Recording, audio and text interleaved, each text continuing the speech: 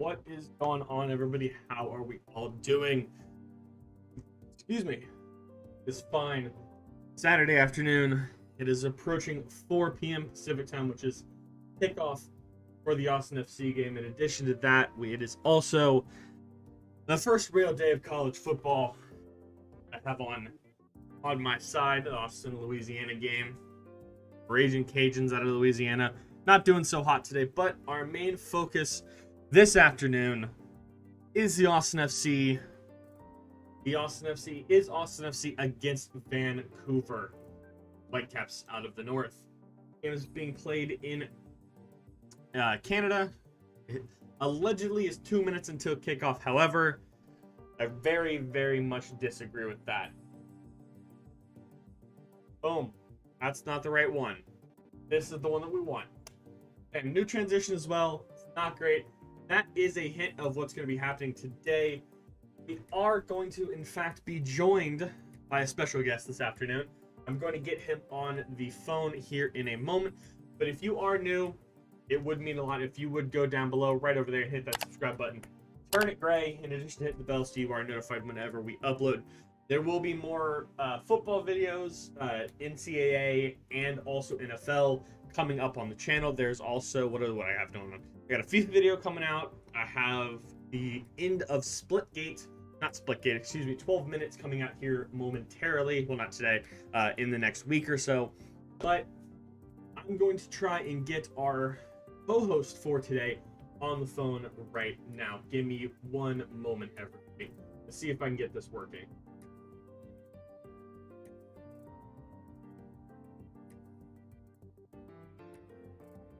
This one. Let's call that. There we go. Let's see. Let's see if we get him on the phone here momentarily. There we go. All right. Hello, Phoenix. Hello. How are you doing today? Not like I didn't talk to you about an hour ago. That's a dog that you may be familiar with. There is a dog in the background there. What is she barking at? Yeah, who knows? I think it's me talking and no one in the vicinity. No one responding to you. Bothers. Fair enough. Yeah. I mean, that would be a little suspect too if I didn't know what was going on there. Yeah. But dog's gonna have to get better with this. Yeah, dog will get used. Dog will get used. So on broadcast, how would you like to be referred to? It doesn't really matter. I go by Phoenix. I go by Alex. I just go by whatever makes the other person whatever they prefer. I don't really care. Okay.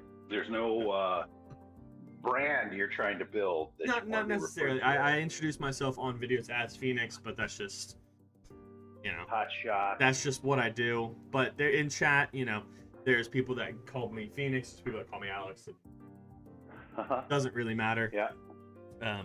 But all right. Well, the broadcast is beginning in Austin. Yeah, I'm reloading the ESPN broadcast. There we go. It's coming. Well, I say it's coming up. It now says ESPN Plus. It's always streaming season. Not plugged by ESPN. I guarantee you that. Disney does not pay me a nickel or a dime. I would love it if they did, but they don't. That is, but that would be a pretty penny that Disney would have to shell out. Well, would be willing to shell out, I guess is what it is. I will tell you that the game, they're panning across the stadium. It's at Bell Stadium. There we go. And which is the dome there, but the broadcast team is at Q2 Stadium, broadcasting from their broadcast position high above the field. Oh, okay. They are not in BC and are here. Okay, interesting. So I don't know what feed you will get. I'm getting the TSN broadcasts. Oh, okay. I get the lovely Whitecaps broadcast here, which I've expressed multiple times. I very much dislike the home announcing feed on a national. Given this is not a national team, a national game, but regardless, how hard would it be to have one broadcaster for one team and one broadcaster for another, so we don't get the homerness that you and I very well know of the Cowboys broadcasts. They're not very good. No, we got TSN broadcast No, audience the stream Aggie plus. broadcast is the worst. Oh, the Aggie broadcast broadcast on Aggie is, broadcast yeah, is the that worst. is true. That is true. Have you seen the starting 11 for both sides yet? I've not. You have not. So I have seen. Well, let me actually pull this up on the Austin FC Twitter, because occasionally SofaScore does not account necessarily the accurate. It does look accurate, however. Brad Stuver in goal with Beasler and Cascante in the central of defense with Jimenez on one side, Lima on the other. There is no Pereira today starting, which is good. I think that's probably a good shout. That probably means Ring's playing deeper. Yes. In addition, this is roughly the starting 11 that I have expressed desire in. Ring, so it's a 4-2-3-1 roughly, or 4-3-3 is what they're going to call it. 4-2-3-1. They have two holding midfielders, which is Alexander Ring and Thomas Pochettino, which is where I think that should be, as Pochettino is probably going to be a little bit more of an attacking defensive midfielder, which makes no sense, but it'll stay like that, with Drusi in the middle, Diego Fagundes on one side, Dominguez on the other, with John Gallagher up top. Round out the 11. Yeah. So who knows what's going to happen with those three, with Gallagher, Drusi, and Dominguez, because they all seem to like to play that central midfield role, the winger, and the striker, all three of them. So there'll be multiple switching of positions throughout the game. What do you think of the starting 11? Well, the addition, the addition of Drusi and the substitution of Pereira, I think indicates that Ring's going to be back, playing deeper. Yes. And I think that's good for them, especially on the road. I think the other issue is going to be, where does the goal scoring come from? Yes. And thus far, Ring, when Ring plays forward, they score more goals, and when Ring plays back, they give up fewer goals. So, this is a road game, and I'm going to bet that they play to not give up goals. Yeah, I think I would probably agree with that, and probably have Ring play a little bit more of that defensive-minded role that he played, I would say, probably more in the start of the season.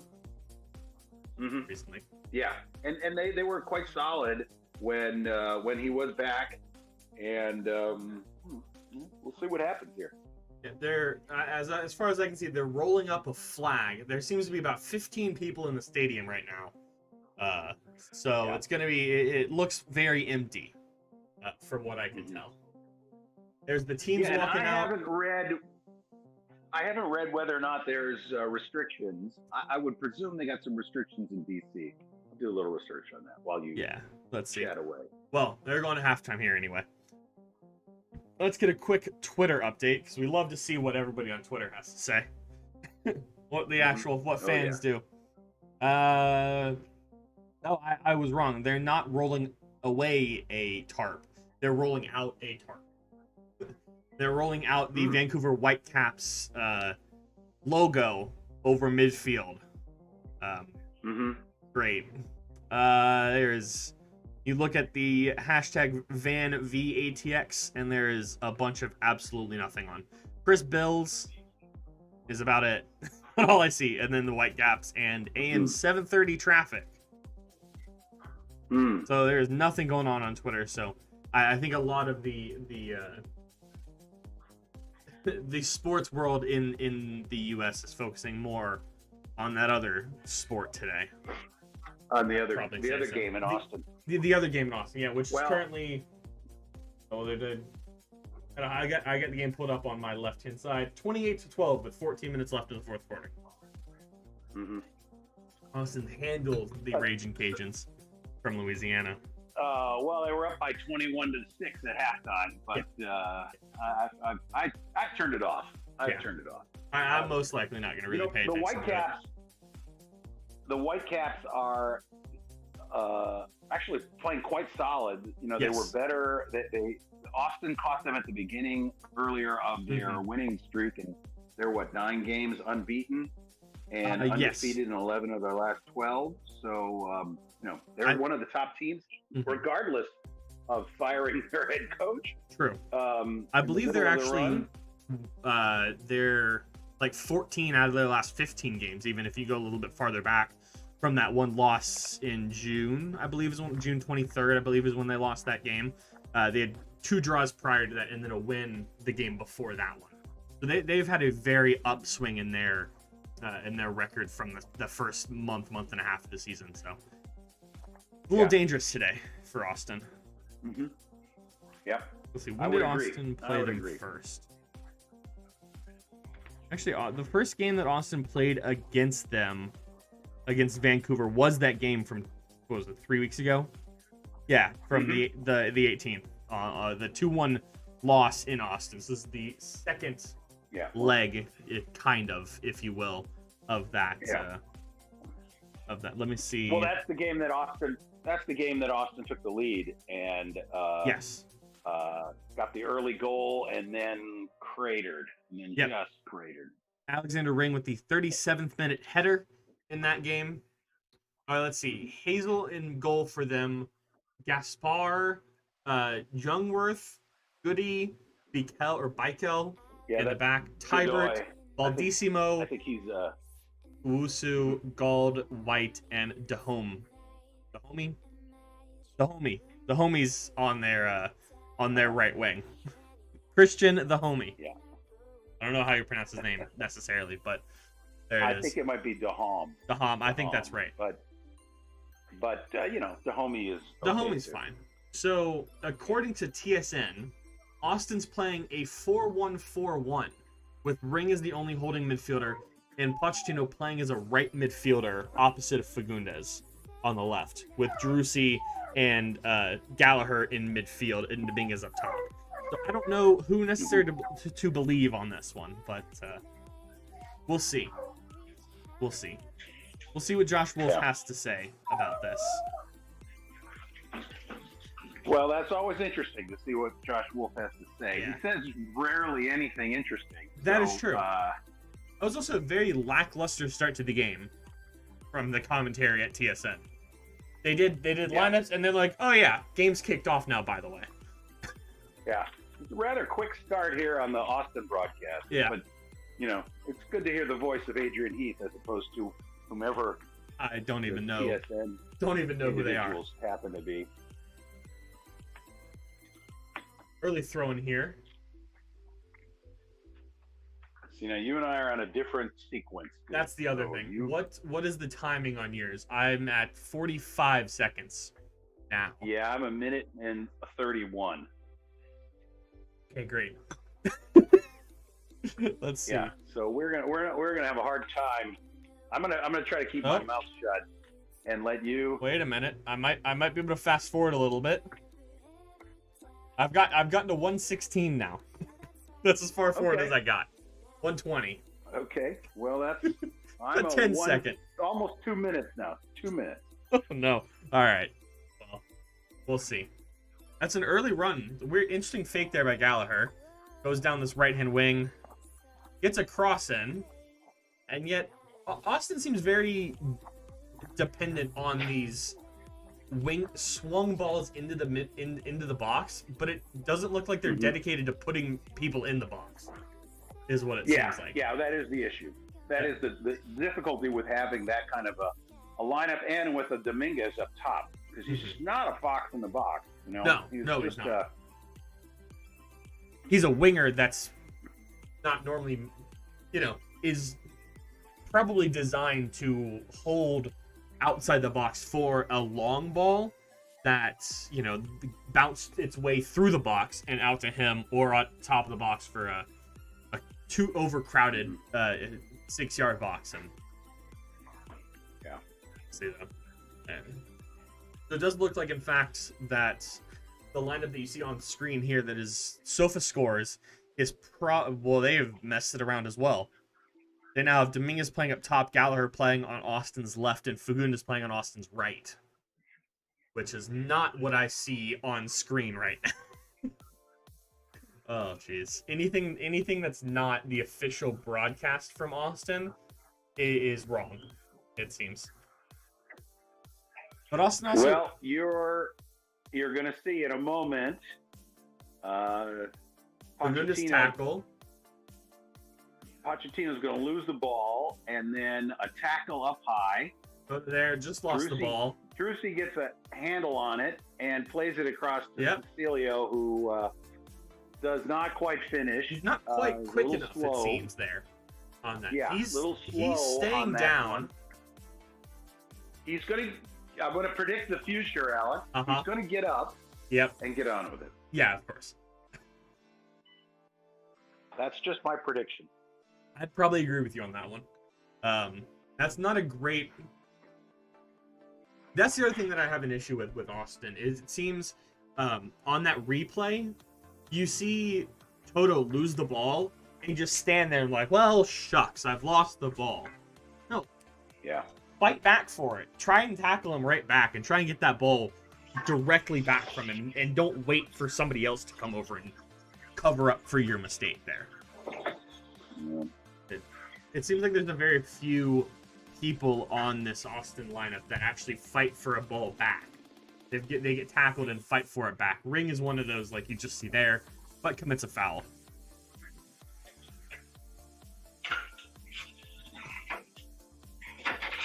Let's see. Can I go forward anymore? Oh, I'm going forward a little bit more. Okay, what are you up to? 5 minutes yet? 4:40. Okay, well, 20 seconds. Free kick just gets hit. Soon. And there, bounce, and out of bounds. Toto tried to save that with a little bit of a reverse heel flick. Doesn't quite do that. All right, Alex, I'm gonna put mine on pause for a second and slow it down. All right.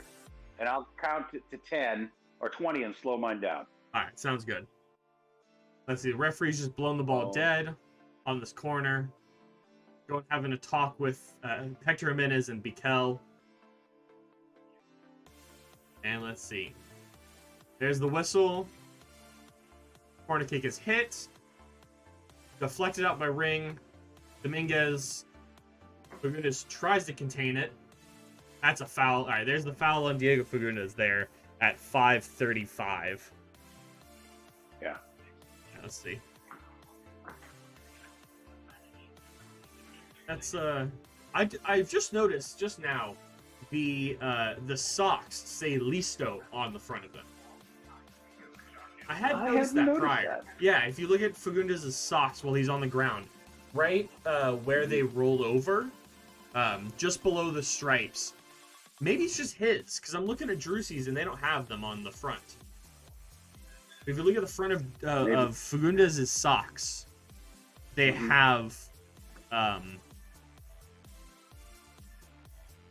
okay. Yeah, you can kind of see it there, and he's limping off. I want to update you. SofaScore has yet again changed the lineup for Austin. They now have Fagundes and Ring at the two defensive midfielder positions, Gallagher on the left, Drusi in the middle, and Toto on the right, with Dominguez up top. I don't think SofaScore knows what is going on in this game. Do not believe they do. Well, I think that Austin is somewhat fluid, but I do believe that it's a 4-1-4-1, and you're going to see, I think in a moment here, Fagundes. That's a crap. I don't know. Yellow card on Fagundes on that one. Let's see.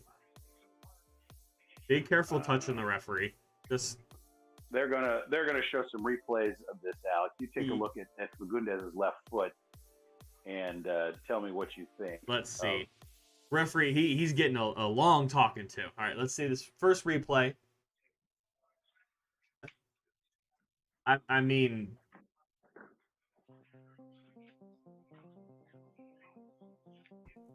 what? Excuse me? Not a terrible. A foul. Not a thumping foul. A foul, absolutely. Foul. But anything more than a foul? I question that one, referee. Well, let me see. Hold on. What's the referee's name here? Because if there's one, if it is the referee that I hope it's not, I'm gonna be very, very upset. David Gantar is the referee that I do not want it to be. Let me see. This website is loading. Headed on there for Fecundas. Dominguez, that's a foul. Thank you. Let's see. Nashville, LA. Here we go. Oh, no, okay. It's Pierre-Luc Lazare. Quick ball there. Pierre-Luc. Okay, yeah. Well, that's a Canadian bias right there. Yeah. His name is Pierre-Luc. Yeah, Pierre-Luc. Pierre-Luc. That's a French. Lauzire. Lazare. Corey Rockwell. That's probably right. I don't know how much more American you can get than Corey Rockwell. I don't know. That's going to be a pretty Canadian name too. It could be. Jeremy Hansen as the second assistant referee. Fourth official is Robert Sibiga. The video assistant referee is Carol Ann Chenard. And the assistant VAR is TJ Zablocki. Oh, that guy. Yeah, clearly. We get him every week. I mean, it does seem like the Austin gets some questionable referees every week in and week out. It's the MLS. It's you gotta true. Get used to it. You're gonna get iffy referees week in and week out. That is a true statement there. That is true. If you've spent a lifetime playing American soccer, you've. I also just realized that I've not updated the scoreboard to not say pregame anymore. Oh well. I do this every week. I think it's just I should just not have a time on it. I also want to let you know that I've changed the scoreboard for this game as of about 25 minutes ago. I was about to go live and it still said Portland that we were playing. So that is well, about the get hundreds of complaints. Yeah. I even changed the.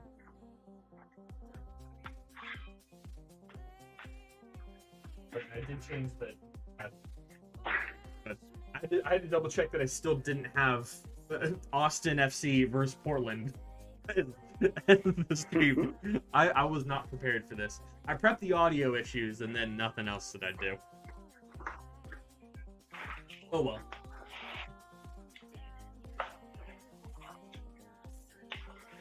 Like I said right at the beginning of the stream, if you guys are new, it would mean a lot if you would go down below and hit that subscribe button. Okay, well, I wouldn't mind to see this settle in for about 20 minutes of boring.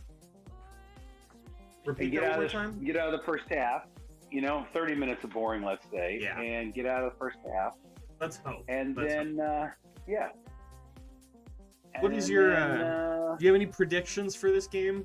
What do you think we're going to get? So one thing, I think Fecundas will get a yellow card in the, ninth minute, seventh minute, I'll say. In the ninth minute. That's one thing I'm going to. I will say, I did predict last week that Fecundas was going to get a goal.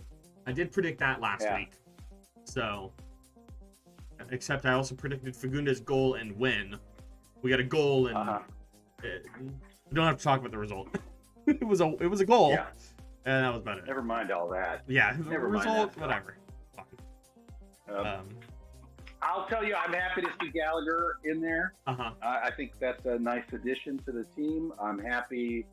Drusy, I think generally has been pretty good. Yep. He seems like a solid player, goal scorer. 2 assists? Good job there. 2 assists last week. Yep. So I would suspect we get another one from him. That'd be one prediction I'll make. Yeah, I could see it. I could see an assist from Drusy. And I think we're going to see another goal from Fecundas. I think he's already goal, a 1-0 final. Fecundas' goal with the assist from Drusy. Yes. Okay. And I heard that. Did you know that Fecundas is the leading all-time MLS scorer under 18 or under 19, and that he was until Pepe scored 2 against Austin. 8 against Austin, yeah. I did see that he was up there for early goals in his career. I wasn't sure what the number was, but yeah.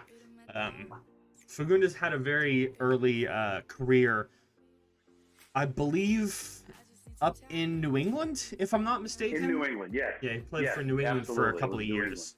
Up until this past season, I believe. Well, this current season. His last season was last year. I think he's maybe he was played there 7 seasons, something like that. Let's see. 6 or 7 seasons. All right, let's see. Jimenez with the cross.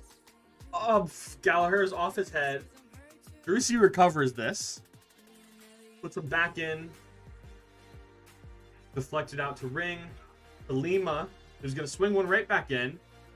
Doesn't quite get all the way over to Cecilio Dominguez's forehead on that one, unfortunately. Who is that? Is that Toto down? That's Hector Jimenez. Never mind. No. 9 years. 9 years in New England. 2011. He's made 8 He's never made an appearance for the Uruguayan national team. Mm-hmm. The full European national team. He made 8 appearances for their under 20 from 2012 to 2015, and then never made another start. He played 261 games for the Revolution with 53 goals. He has 58 currently in his senior career. With 5 here in Austin, 53 up in New England. You're about 15, 20 minutes late, Isaiah. Not too bad. You don't get to see it where you are, but he's quite a pitch man for Capital Chevrolet. I see it on his Instagram and his Twitter. Yeah. Oh, Cascante, not quite. Oh, look at that. Isaiah is in chat, and he got hired at the Chipotle near him. Congratulations.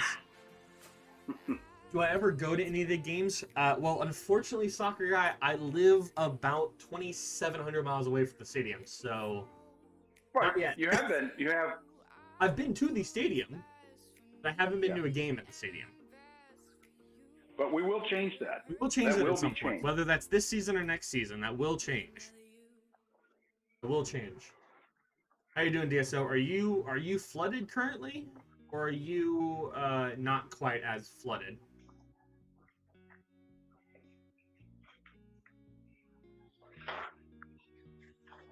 Because DSO lives up in New York, so he I don't know if he's been a part of the flooding issues that they've had or not. Yes, it is, Isaiah. We're co-hosting for the first time today. He's at home as this game is being played closer to me than closer to him. He is going to co-host this game with us. He's a little ahead of where we're at. So we're working out the good tackle there. Working out the technical issues with that right now. I'm trying to delay. Oh, it's a nice give and go. To delay my broadcast takes a little bit of effort here. And, just a little. I'm watching on an antenna. Since I'm watching it on an antenna, it's a little more challenging. So, but I think I got a system. What time are you at here? System of mirrors. It's a system of mirrors that I'm running. That is true. I have to calculate the speed of light, but thus far, if you send it through it slows down through water and things. So we got sending it to a coal mine. Gotcha. What is your time looking like right now? I'm at 17:48 right now. Okay. And let's see if this is going to work. If this is unpowered. No. 17:30 just ticked over for me. The run by Gallagher. And yet again, nobody in the box. Thursday morning was terrible. Oh, I bet.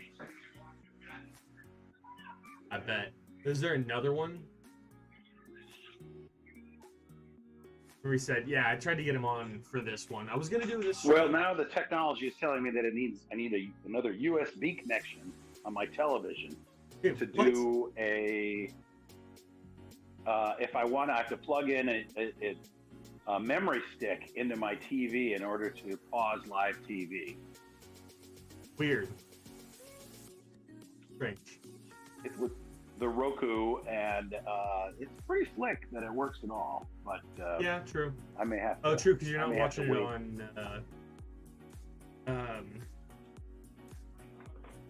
It's not on cable. Well, the channel is on cable if you have regular cable, but I have.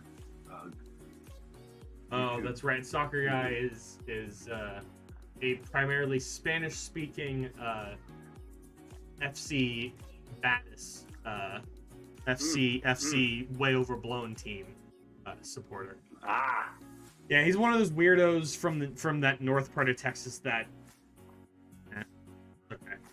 like to fake things sometimes. Has a football team that apparently it's their year every year, but never really turns out that way.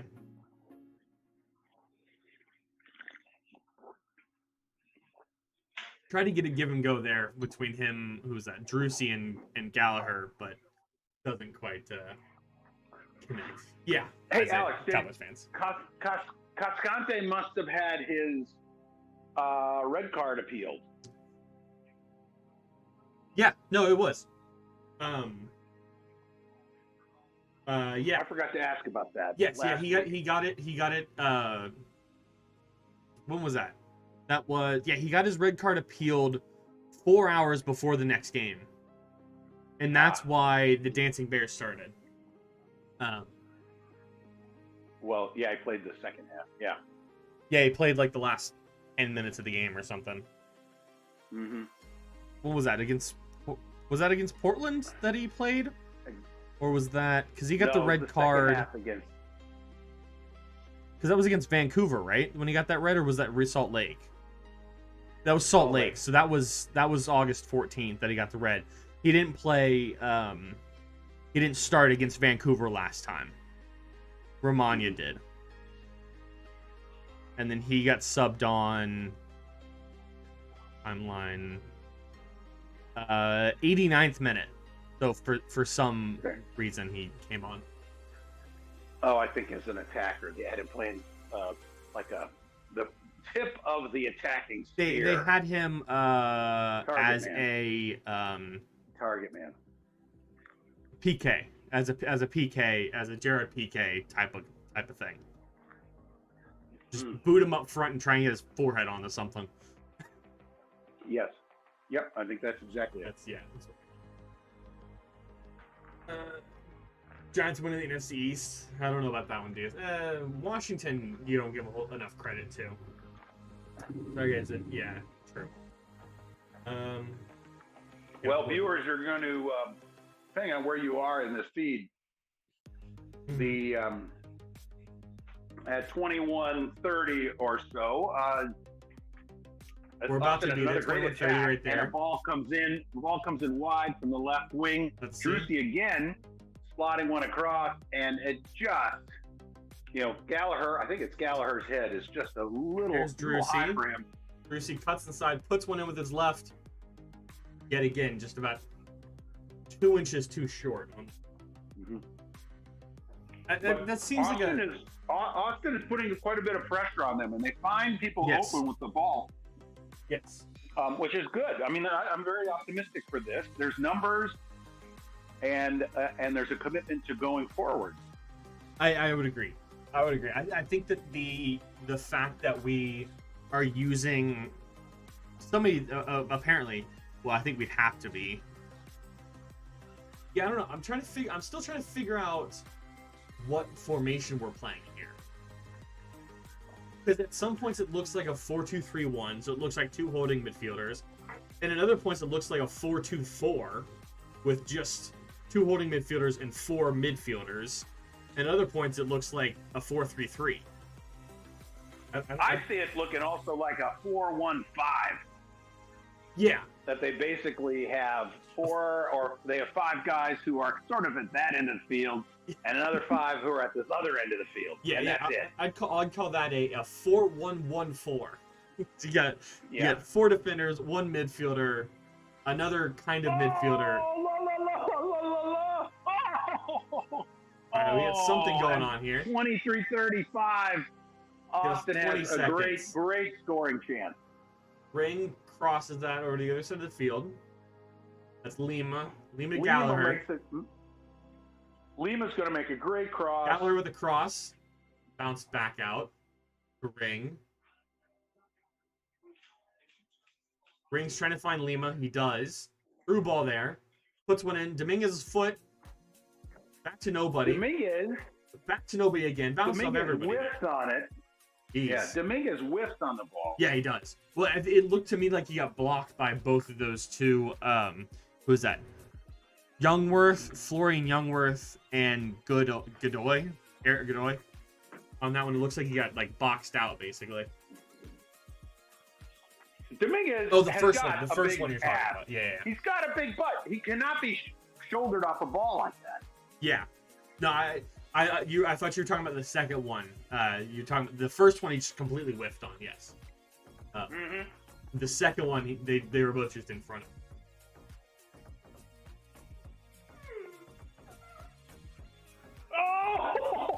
Oh my God, Alex! 24-55. Another one. Give us 30 seconds here. Another one. Oh man. Let's see. This one again. Bring playing out of his box. Austin just continues to play out of the back of the field. Left. I don't know why. Drusi brings the ball across and misses Pochettino at the front post and just misses Gallagher at the back post, and it runs wide. Dominguez wide to Drusi. Drusi 1, 2, cross. Why does Gallagher not just hit the deck there? I guess your reaction time needs to be a little better. Gallagher just puts his body on the line on that one. That's probably in the back of the net. That was a good, just low-driven, bouncing cross for. Gallagher's a little too far back. Now, Pochettino, you're going to see in a moment here. Pochettino needs to hit the ball at the other corner of his head. Like it hits off some sort of spike or something under his skin. Let's see here. There's the cross. What? It doesn't even look like he tries to direct that. It looks like he's just there and it bounces off his. Looks like it bounces off his nose a little bit. Yeah. I think it's a hair gel. I think it was offsides anyway. I think he's offsides anyway. Either way, though.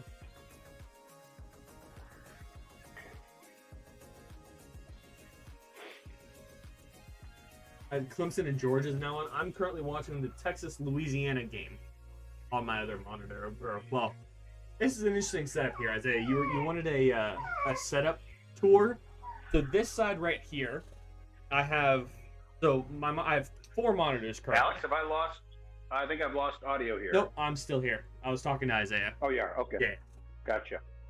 So I currently have 4 things. So I have Twitter on this side. Then I have the SofaScore, which you guys see right there. That one. I have the game here.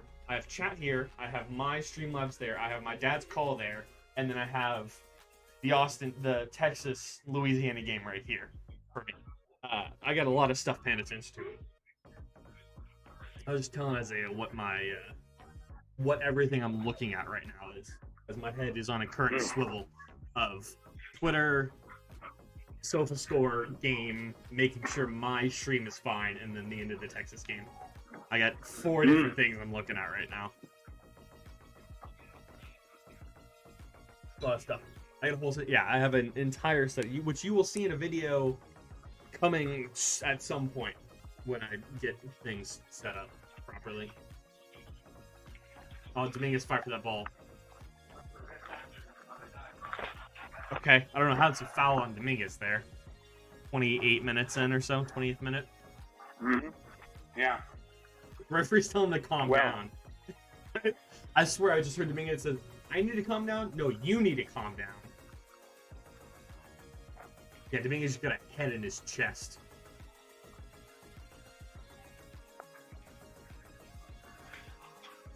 can do what he just did. I can act like I get hit in the foot. Isaiah, you wanted Louisiana to beat Texas? Man, yeah, I understand the Raging Cajuns are ranked 23rd right now, but let's be honest here. The Raging Cajuns are really a top 25 team in the country. Oh, don't. Nope. Okay, good.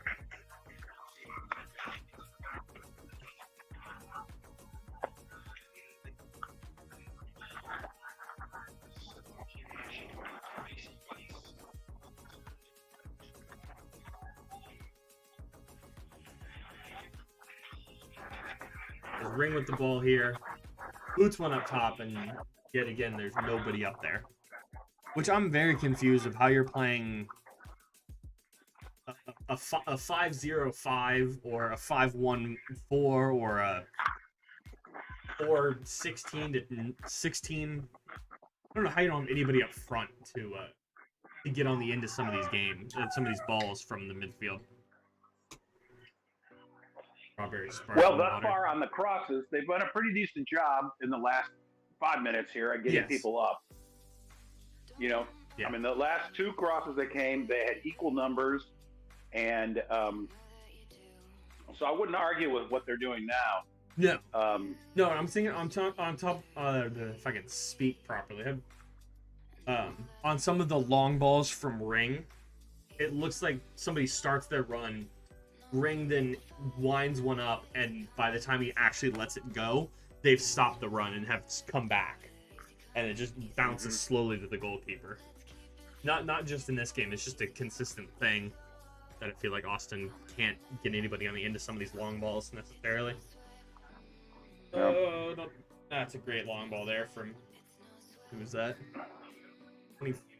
Ryan Gold rolled out of bounds. It runs out of play though. Runs off. So they've got, you see Ring is playing deeper, and Fagundes, they're right. I think that Fagundes is pulled back to play next to him. Yeah. And, which I'd be okay with, so I realistically. Would say two holding players, that's okay. And he and Ring have some good interchange at 30 minutes, 30-33. Yep. Nice interchange, and do a nice job of bringing the ball up. Unfortunately, they play it to Pochettino, who turns into a human like turnover machine sewer. The ball just falls into it and dies. You know. True. Yeah. I do like Fagundes playing kind of a more recessed position and holding it back. Photo. Tipped it on to Jimenez. Where was that shot trying to go? Well, Pochettino should have had a better touch when the ball first came to him. Yeah, it wasn't a bad shot. A bad first touch in a different situation. He did control it relatively well, but it was a little behind him. But you've got to be able to reach the ball behind. That's a technique that you know. Yes. He's a DP, right? That's a guy that's making a lot of money. Yes. And that's what they're there to do. Yeah. So it's Toto, it's Dominguez, and it's and Drusi are the 3 DPs. Drusi are the DPs. Yeah. And then the under 22 or under 23 is the Senegalese. No. Well, Pereira might be another one. Yeah, I know Pereira is a young kid, and then Moussa Jetty. No, the Senegalese guy. Genty is the other one. Yeah, Moussa Jetty. He's special. Yeah, his money comes from a different budget than the other ones. I don't know if you saw his interview or read anything about it when he got off the plane 3 weeks ago. Mm-hmm. He refers to himself as in the third person.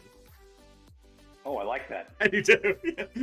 He's like, I don't know, somebody that comes to a new country and feels, a new club, a new country, and feels as good as Moussa Jetty does. Yeah, I like that guy. He's it's in French, so who knows how well this is translated. True. Oh, does he speak French and Senegalese then, probably? Well, in Senegal they speak Or French. is it He may French in speak Senegal? some regional language. First, he needs to sneak that through at about 33 minutes. Yeah. It's a good fight for the ball there, right at 33. Before we start playing ping pong across the midfield line. Yeah. So I just gotta ask the question. Oh, don't play. Why do you play that? Why do you make an attempt on that ball? Gallagher, come on. Don't try to play that ball. You let that go, and that's... I'd argue he's not trying to play that. I'd argue he's trying to get away from the ball on that offsides call. If you play it, you're offside. If you touch it, you're offside. That's what I'm saying. I feel like he's trying to get over it and get away from the ball there, not necessarily trying to play it. But yeah, you got to just, because that would have been on for Dominguez. Dominguez was on, and he was. I just gotta ask the question though: what are our stances on Josh Wolfe as a coach? It's a loaded question, isn't it? Yeah. I mean, I would prefer to see somebody who was more pragmatic and less focused on the playing his system. But yes, all that being said, I don't know that their problems are coaching problems. I mean, I think it's just a personnel talent and experience of the DPs playing in the MLS. I mean, I would have preferred to see somebody else with more experience in this position of starting Austin off, but yes. Yeah, I would agree. I'd probably say mine is mine isn't necessarily about him as a coach or what his what his system necessarily is. My thing is a lot of, and I've expressed this to you outside of streams and stuff, is I want him to be a lot more flexible in changes during the game. Because when you look back at the starting 11 for the last, I think, 6 weeks or so, nothing has changed. Yes. There's not been a single lineup change in about 6 weeks. And you look at that, in the last 6 games, 2 wins in the last 6 games. That's against Dallas or against Houston with the red card, and we barely won that game. And then Portland 2 weeks ago. Yeah. Well, Dallas we should have won, Vancouver we should have won, and Dallas we should have beaten again. We should have gotten at least, and then Salt Lake as well on that. I feel like there needs to be a lot more ability to be flexible with your starting 11, with changes mid-game, and not stick to the 60 to 70 minutes where I make substitute. If somebody needs to come off, like you saw, when was this? When Dominguez had that mental just fluff in the first 20 minutes of the game, and he came off 30 minutes in. Like, more of that. If somebody's not doing what you want them to do or not producing, don't hesitate to pull them off. Yeah. And I feel like he's... My indictment of him, and I agree with the points, Alex, my indictment of him is that you look at the good teams like Seattle, they're a second-half team, right? Yes. They're going to win a game. They got a coach that's going to help them figure out what to do. They have some experience and some patience. They just get through the first half, and then they've got DPs who will figure out a way to poke one in the goal, and a team that just sort of has a different kind of confidence. Now, Austin's an expansion team. Can't expect them to have the confidence but Atlanta did. Atlanta did a few years ago, and LAFC did. There's no reason that they can't be that ambitious. True. I got a message from DSO. He said that doesn't always mean success. New York FC in 2015 hired Jason Kreis, an MLS Cup winner with Real Salt Lake, had a decent team and brought in a lot of Real Salt Lake guys and got Lampard and Pierre-Lewin and finished 8th in the East. He was then fired after that year. Which, just because you have big name players necessarily, or players that have played well in a previous season, that doesn't mean success. I would agree with him, but I think that kind of what we're talking about is more of a full squad necessarily, and that plays together throughout the full 90 minutes. Because Austin's biggest thing has been 45 to 60. In that 45 to 60 minutes, nothing good happens. I don't think I've seen a positive thing. Comes out of the halftime with a new plan. Yeah, and they don't. Yes. And I that's my indictment. I just don't think their second half is any better. No. I think that change that should happen at halftime comes at about 60, 65 minutes. Whether that's just a change of mentality or a change of actual personnel. I think that's when the change that should come at halftime does end up coming in. Okay, and I think if you do that a little bit earlier, you don't have that lull where you seem to always concede a goal. Portland's goal, 55 minutes. Vancouver's goal, 52-74th. We're not even going to talk about the Austin game. Salt Lake's goal, well, that was an early 32nd minute goal. Dallas, 50-63. And that's just in August. Houston, 86. That was the last minute. So that's not there. But that's 2, 3, 4, 5. Out of 5 goals that Austin's conceded, out of 8 come in that 15 to 20 minute. And I think that's something that needs to change for Austin coming into either the end of this season or into even next season. That's a time frame that needs to be better. And whether that's Josh Wolfe doing something or the team doing something has to change there.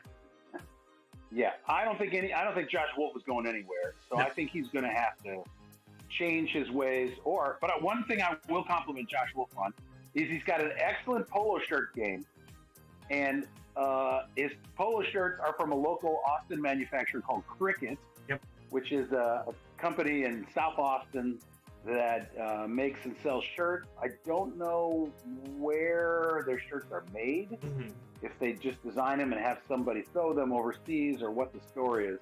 But they make nice polo shirts, and Josh Wolfe is sporting a kind of a mint green one. Yeah. Oh, Pochettino! Let's see. Oh, man. I'm at 40-45. 41-15. All right, give him about 30 seconds again. Dominguez in midfield, puts one wide. Jimenez down the right-hand side, cuts it back to Ring.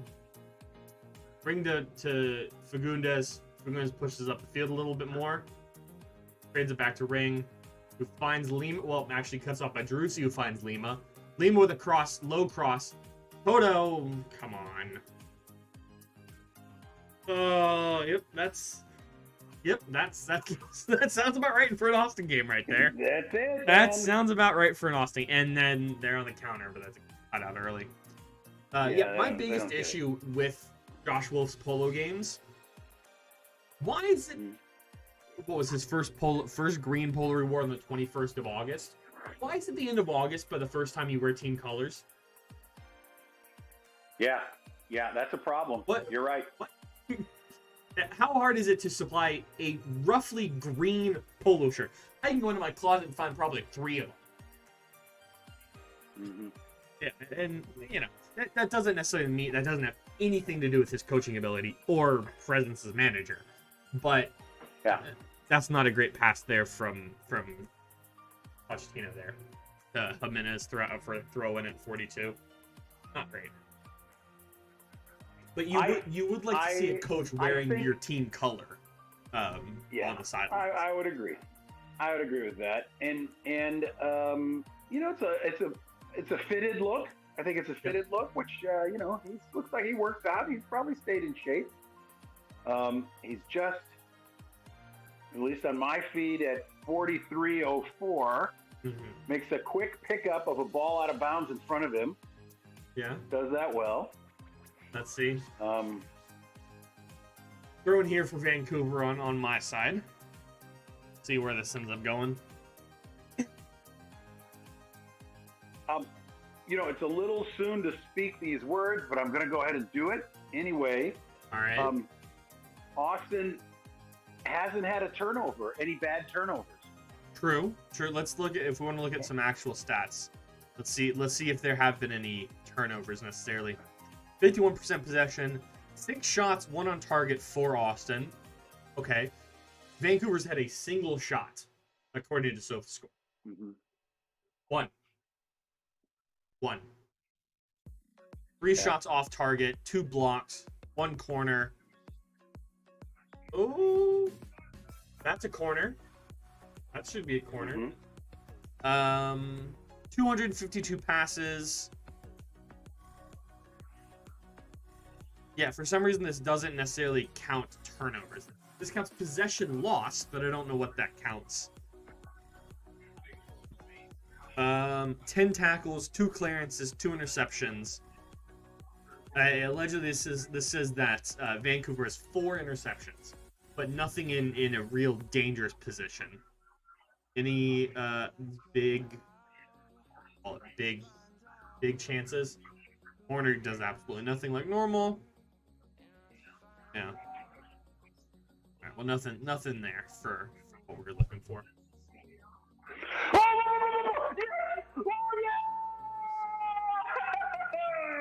All right, let's see. I'm assuming it's coming here in the next 30 minutes. I couldn't hold it in. Let's see. That's ring. Nice move by Pochettino. I take it back. He plays it right around a guy. Out to Toto there. Oh, fakes one. Oh. He shanks a bad ball, and then Dominguez with a turn, fake shot, chip up. Drusi. Yeah! Oh, that's the wrong button. That's the right button. There it is. Drusi with 2 Austin goals, or is that his first? Is that Drusi's first Austin FC goal? His first goal. Is that his first debut goal right there? Yeah. That's his first debut goal. There you go. The Vancouver crowd and gives them the face. It gives them the "you can't see me." That's a terrible cross from Toto there, I will say. That was an awful. Oh, he sent the goalkeeper the wrong way. He sent the goalkeeper the wrong way there. But hey, what is the one lesson you've always heard every day in your life? You can never shoot below the goal. It's impossible. It's very easy to shoot over the top of the goal. You can never go under the goal. There's no way to miss low. Mm-hmm. Look at that. The Austin is traveling. The Verdes are there, flashing the gang symbols. Yep. Look at that. 6 of them. I'm trying to figure out what the referee just said to Drusi. Drusi went over in front. He went over in front of the home crowd. I'll deal with it, referee. I do want to update anybody on a very random another Austin sports. The Texas Longhorns are 1-0 after a 38-18 victory over the Raging Cajuns out of Louisiana from somewhere in Louisiana. Lafayette, Louisiana. Lafayette, there they are. That game's done. Good result there for Austin. Currently at both sides. Currently on the football and the football side of things. You've been complimented on your advice as well. Here, you cannot shoot below the goal. Keep it low, my friend. Armfish, did you end up buying ESPN Plus? Did you get the bundle?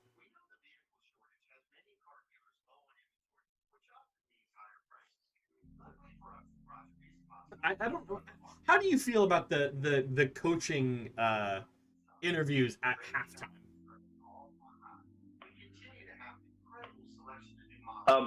I think it's a big waste of time, but I would agree. I don't care. They're never going to say anything that is revealing in any way. But they've got a brand, right? For sure. Nor the halftime player. Those are the worst, in my opinions. Is the player commentary at halftime? Like, Pepe doesn't care. Pepe doesn't want to talk to you guys. That's a very messed up transition there. I tried to get a cool transition for the stream, but it didn't really work. Stupid interview, but it's better than in-game. Well, yeah, but it's better than in-game interviews. But you really need mid-game interviews, though. Like, let's be honest. Nobody says anything of any meaning in there. I mean, I would agree with you, but it's now a tradition, and they do it all the time. And I think I like the Tifo backdrop behind you now, Al. Thank you. Yeah, I changed it. I have two different ones. So I have the Tifo one here, which you can see. Give me a second. Bam. Oh yeah, do it.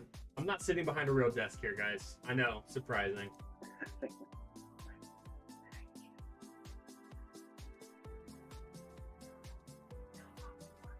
Yeah. This overlay there, and then I also have just the typical Austin FC one that you see on that one as well. That's also the wrong screen. The one that you see kind of behind me as well. Mm-hmm. But I thought I'd change it up a little bit. I tried to get a transition that worked, but my animation skills aren't great. It's better than it was with just a hard cut, but it's not ideal. That took me about 10 minutes to try and watch a video and mess with. We're getting I like it. Thank you. I like it. Looks good. Looks good. Good start for Austin. What do you think changes moving into the second half, if anything? Well, I think they need to clamp this thing down. Mm-hmm. I mean, they need to focus on getting 10 minutes, 15 minutes of scoreless soccer. Yes, I would agree. And bring Ring back, bring Fagundes back, have them sit in tight and deep, and be smart, right? No turnovers, no gifts. Yep, yeah. No gifts is a big one. No apple drive-throughs. No drive-throughs, nothing. No turnover, no buying turnovers. You can't buy them in Vancouver. No buying turnovers. No giving them away. Yeah. And some bites, right? And play hard. Show some spirit and bite and make them, make Vancouver respect them. Yes. Yeah, which is something that I don't think that they necessarily do after 3 weeks ago. No, I wouldn't necessarily say that, but I wouldn't say that they respect him as much as they probably should. Yeah. Well, or as much as I would want them to.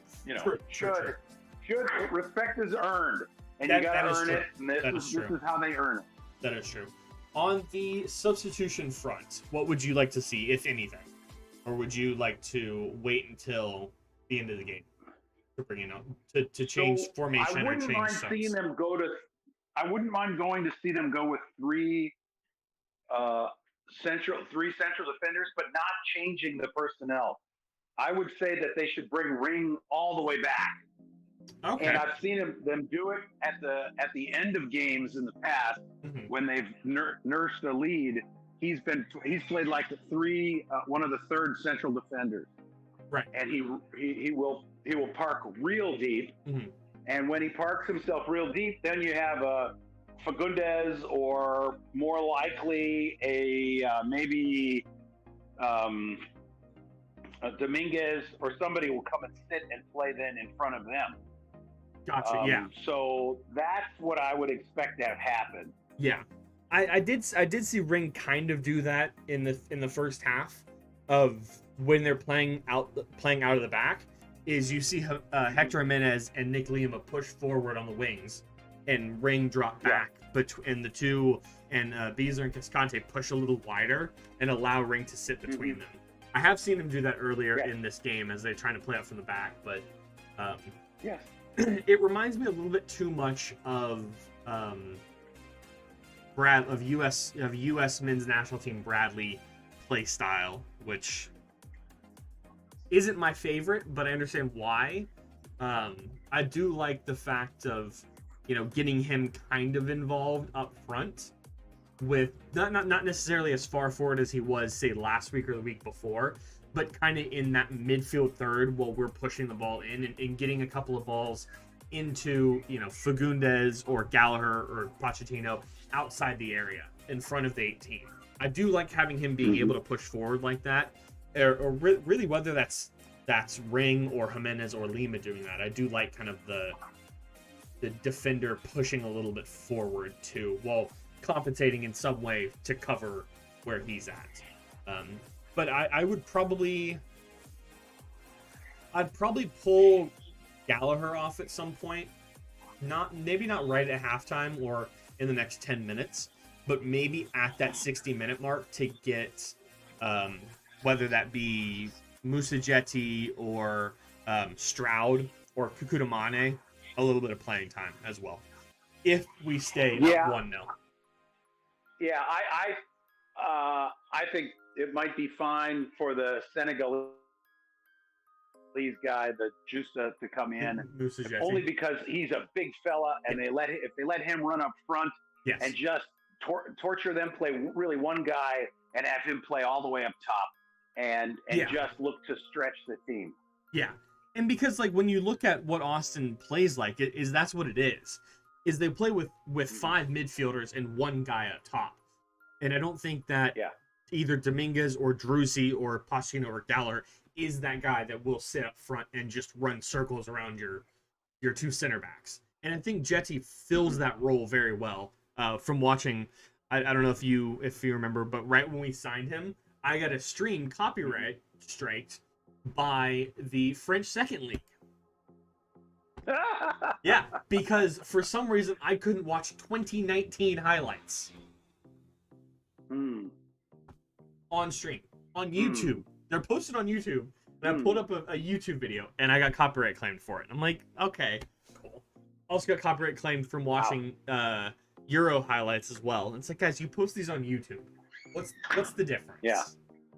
But from the little bit of highlights that I saw on stream of that, is he thrives kind of in that lone striker role, to have somebody to hold the ball and either as a play it off to somebody else who's running past him, or to hold on to it and kind of turn and play kind of like Lukaku a little bit, not comparing those two at all, but playing kind of like that, as you're not necessarily that fast and you can't necessarily get going that quickly, but once you do get going, you're gonna be able to run somebody. And so I would like to see Austin play with kind of a hold-up striker, if you will, in Musa. I would too. I think that would very much kind of complement Dominguez and Drusi's play style on those midfield roles. Well, I think that this next 10 minutes are critical, right? And you got to get through this with no goals scored. Agreed. And the goal is to win this game, right? Yes. Hell with everything else. Let's win this game. And if this means some top-notch shithousery, I'm all down for encourage that. All down for that. I am totally down for some Colorado Rapids style shithousery. Oh, Isaiah, you hear that you one? Get a lot of cramps at sea level indoors in Canada. It's kind of, you can get a lot of cramps there. Hey Isaiah, you listening to this, buddy? Are you listening to this one? Yeah. Isaiah's a Rapids fan. Yeah, always like to give that guy. What a bunch of shithousers they are. That was one of the most discouraging displays I've ever seen. They had more. Yeah. I mean, they were faking like ruptured spleens. It was incredible. Yeah, I mean, what else is there to do in Colorado with Rapids? There's plenty to do. Yeah, when you're a Rapids player, I mean, you don't win games. You don't win games. Drive to. There's plenty of things to do in Colorado, but one of them is not to drive to the boonies in Denver to a game. Well, true.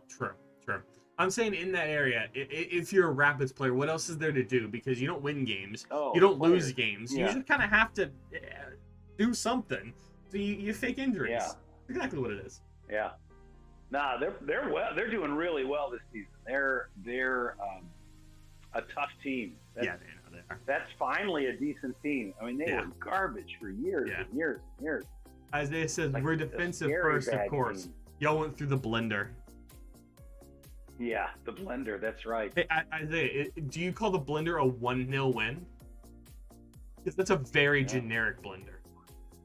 I wouldn't honestly. I wouldn't blend my own food in a 1-0 blender, necessarily. But hey, go skiing or go to the aquarium. Yeah, you can't do that when you're playing a game, though. And then he also asked, who is your contender in the Western Conference? Seattle. I would probably say. I'd probably say Seattle's one of the better teams in the West. Whatever gets the job. I mean, you're not wrong. You do whatever gets the job done. That's true. Mm-hmm. That is true. But let's see. What are the other games looking like today? Let's forget that there's more games today. MLS games. I think they're just starting. Yeah, I know one of them. Orlando's up 1-0 over Columbus. Wow. Not that Columbus Austin has cares fallen about off Columbus the at table. all. Columbus has stunk it up the last 5 weeks. They've Oh, been yeah. horrible. I mean, let's see. Looking at the bat, 3-2 win over Cincinnati, 2-1 loss to Seattle, 1-0 loss to the Red Bulls, 1-0 loss to Chicago, 3-2 loss over Atlanta. The last time that they won a game besides the game against Cincinnati last week was back in July 24th against Atlanta. Yeah, they've stunk it up. I do like how much Columbus thinks that Austin cares about them. Yeah. I was talking to somebody 2 weeks ago, I think is what it was in stream. I think it was in stream. Maybe it was after stream. And they're like, we're in your head, we're this, we're that. And it's like, dude, we don't care. Yeah. Guys.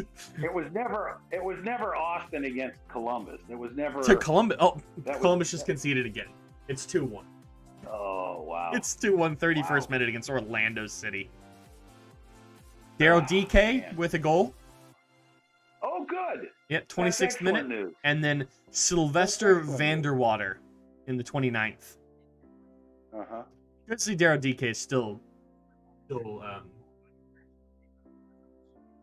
producing. Alive. Yeah. Alive. Yeah. And because, man, it looked like he fell off the end of the earth. Did he get hurt at the end of the Gold Cup, or what was it? Hot. He was no. I mean, he just looked normal. He looked average. Yeah. And he looked unstoppable in the English Championship. And Yeah. I watched him play a couple of games, and he's a big, strong guy. Yeah. But and he has a pretty good finishing technique. But Yeah. they just lumped the ball forward to him. They really played old Route 1 soccer, and he fits that really well. In England? But in England, and he would have, 10 or 12 chances a game, and, thug out, because he's probably 6'3" or 6'4", and probably runs 215, 220. Like, he's a big guy. Let's see. I'm looking up soccer his... player. Daryl DK is... Stats. No, I just want his information. He is... Why do they do this in meters? He's 1.87 meters, which is... Okay, well, that's 6 foot 2.5, maybe. Yeah, 6'2.5". 3. Yeah, but it doesn't give a weight either. Does it tell you how many stone he is? No. It tells me that he's worth $11 million, though. It doesn't tell you how many kilograms he is? I can translate Let's that. see. DRYL, DK. Oh, yeah, by the way, the second half is now started. Yes. If anybody would care. They don't even... Like, yeah, okay, I have them quiet in my headset so I can hear you better. But, like... Yeah. They didn't say anything. They're just like, oh, yeah. Here's Austin. He has a foul against Drusy, which just looked like he followed through like normal. 220 is what MLSsoccer.com states. Yeah, that seems Is about he's right. 6'1", 220. So I'd probably say he's and I think he's a little 6'3", taller than 230. Makes a little bit more sense. But yeah. Let's see. Isaiah says I bet Colorado to beat Seattle in a playoff game. I mean, maybe. I mean, you never know. Never mind. I was gonna say as one famous sports person said, "Are we talking about playoffs?" Yeah. It's practice, but whatever. That's close enough. where. Close enough. Yeah, that's where the. And I have such a mental block on the Senegalese guy, but that's when you go to third person. Musa Jetti. Musa Jetti, yeah. Jetti, yeah. I'm assuming that's how you say his name. It's Djitte. Yeah, and I'm assuming it's like a silent D. But yeah, Jet. I think it's a Jetti. Jet. Yeah. Yeah, Jet. That's a foul, referee. Thank you. Well, that was nearly a bad turnover just in front of that. Yes, yeah. You know, that was a bad one. Cascante made a nice flat pass out of the back or intercepted the ball well. Yep. But he played it first time, and it just slipped through like five guys. Yeah. That was the homie. And that was the homie that caused that. It was. Oh, look at this. DSO says Daryl Deacon could be a quarterback in the NFL. I mean, clearly, probably not, as Cam Newton's not even a starting quarterback anymore. But he's got the size. He's got the size to do it. He's probably not tall physically, enough. yes. Physically, yes. Physically, yes. Yeah. Well, maybe not. Maybe he's a little too big to be a quarterback in the NFL, according to... I mean, because that's roughly Cam Newton's size. I mean, a little bit. Well... Right? Cam Newton's a pretty incredible athlete. Yeah. Athlete, as we would say in Texas. Oh, geez, never mind. Cam Newton is 6'5". Yeah, and 245. And 245. Yeah, so he's a little smaller than Cam Newton. Yeah. So he might actually work well in pro football. Yeah. Isaiah says Sargent has stunk it up this year for the U.S. Pepe should start tomorrow. I hope Pepe starts. DSO, I agree with you. But that was Isaiah. I don't think Sargent has stunk it up. I think Sargent is a good second, I don't think you can't have him as a singular attacker. I would agree. He really just he's a good give and go guy, not necessarily just a lone guy. The guy works his butt off and works back. Yes, I would agree. But if you're going to play with two up front, you need a guy like him. Yes, I would agree. Yeah, I would agree. I'm interested to see how the U.S. line up, and if we hear anything else about the players that were injured or didn't play last week. Because I do think, regardless, as much as I don't want the U.S. to rely on, Christian Pulisic doing something, the U.S. without Christian Pulisic is significantly worse than the U.S. with Christian Pulisic in the lineup. Yes. I do think it's also hilarious. I agree.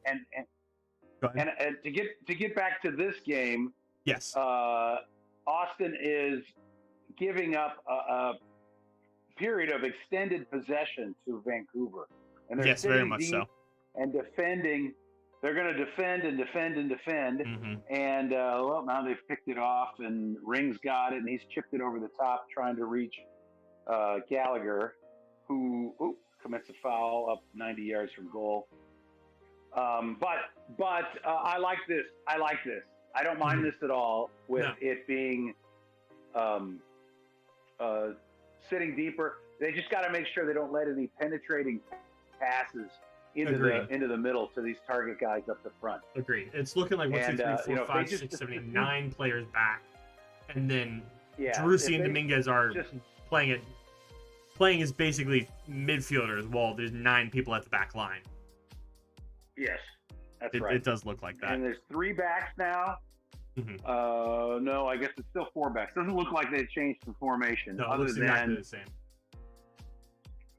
Let's see.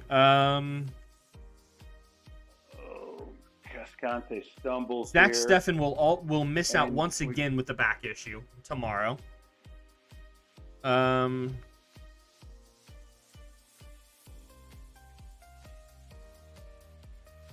Okay, so Matt Turner looks like he's going to start yet again, but Christian Pulisic has just hit his 2-week quarantine period, is what it was.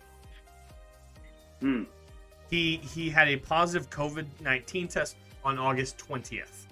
So today is technically the first day that he is allowed outside of the 2-week quarantine period. So there is a possibility of seeing him tomorrow. However, I probably doubt he starts. But he was training with them. He wasn't in a quarantine. He was training with the team. He was not training on his own.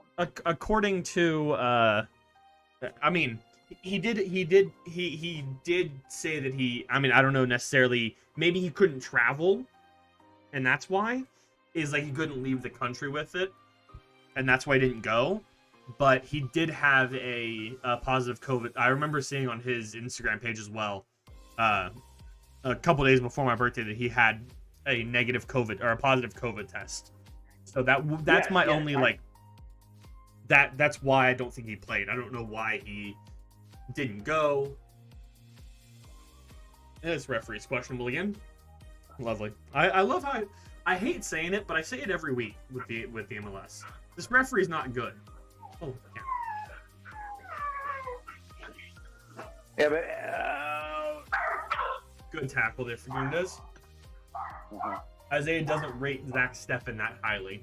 Really? I think we're fine. I don't worry at all about goalkeepers for the United States. No, I don't either. I think that they could trot any one of those three guys out there, and I'd be perfectly happy. Yes. Now is that a statement on? Is that a statement on Zach Steffen, or is that a statement on the other three or the other two goalkeepers that the U.S. has? Yeah, I think Turner and Horvath are both just fine. That's not going to be our problem. Is not going to be a bad goalkeeper error. I mean, that does happen, but it's not going to be the deciding factor. Our issue is going to be can we poke any goals in? Yeah, agreed. How are you doing, Sav? How are you doing, Football Galaxy? Hope you guys are having a good afternoon. You know, in these CONCACAF games, they're tough, they're scrappy games, and nobody, really, even Mexico can't stamp their footprint on the game. No. I mean, they just barely beat Jamaica at home. Agreed. Yeah. And I don't think it's an advantage for Mexico to have an audience. I honestly don't think it helps them, because what happens with Mexican supporters is they have high expectations, and when they don't meet those expectations by the 40th minute, they start to ride their asses. Yeah. And while it's tremendous fun to watch as a nonpartisan, but they are I don't think they benefit their team. I don't think their team gains anything from playing at home. No, I would agree. I think that. Yeah, I don't know. I don't know how. Like, I understand. I think the advantage of playing in Azteca is that it's at 7,000 feet. Yes. Yeah. I was also trying to look up. I saw a quote from Tyler Adams yesterday about the qualifying conditions, and I can't seem to find it yet again. About how he's saying that he'd rather play in Europe than in the crappy quality of CONCACAF. Yeah, well, I mean, and I saw somebody just give him one after that. It's like, no, he's not wrong. Like, as much as, and they're like, is this really who the U.S. wants as captain of the team? It's like, well, yeah. I mean, sure, I don't really care. Yeah. I don't really care. It's like, yeah, I mean, he's not wrong. That's the other thing. Is the pitch conditions in CONCACAF compared to playing, I think the three teams he named was PSG, one of the Manchester teams, and a team in Germany. It's like, I mean, he's not wrong. The quality of those fields and play is significantly better than CONCACAF. And I don't think he really meant that in any way of, actually dissing CONCACAF qualifications. I just think he's pointing out a statement of it's easier to play on a good pitch and not a dirt pitch. Yeah. Well, El Salvador's pitch didn't look that bad for a Central American game. Right. But you have to qualify that as it didn't look bad for a Central American, you know. Yeah, I mean, you could see the players' feet. Yeah. You know, sure. It wasn't, the grass wasn't ankle high. And Which seen before. And a lot of times it is. Yeah. Or the good tackle. Oh, Ring, they got to run Ring. Go Wolfe Football Galaxy. I'm currently trying to co-host with my father here. And so it's a little back and forth. And Austin is just averted near disaster with Ring making a nice tackle on the left wing and bringing the ball under control. But now, Toto, sorry. I don't know how I feel about Pochettino. Pochettino's crosses today have been very iffy and very not consistent. Yeah, and not good. He doesn't hit a ball very hard. No, he doesn't. The U.S. has the best pitches in the region, U.S. and Canada. Well, yeah. We also are probably the two countries that spend the most on turf or on field quality. Yeah, again, I mean, Mexican stadiums are quite good. Sure. I would say that they're of, European caliber most of the place. Yeah, I'd say some of them are for sure. But I think that if you look at that, the U.S. and Canada, I don't know where Canada plays a lot of their games, but they have a lot of money that they can bring into some of those stadiums just due to the CFL. Sure. The CFL. 58-15, Stuver. Let's see. Thomas Pochettino's been a bust this season. Yeah, I'd probably agree. Oh, come on. Canada play in Toronto? Yeah. Well, I'm just talking about does Canada only play games in Toronto? Stuver. No, they don't. They play some. So. They play some in Vancouver. I've never heard them play it in Quebec, but I think they play. They play a lot of them in Toronto, but I heard them play in Calgary and Vancouver as well. But when you think about that, so of those three locations that they play, two of which make money through the MLS, and because I'm assuming they play at Toronto's stadium and then at this stadium. So, I don't think they can play at this stadium because it's turf. They would have to play. It does look like turf. That's true. Yeah, I didn't think about that. Yeah. Stuver leads the MLS, and this man was robbed of an MLS All-Star game. Robbed, I tell you. Yeah. He has 89 saves in the MLS. Yeah. Robbed. That's fine. Perfectly okay. Substitution, 60.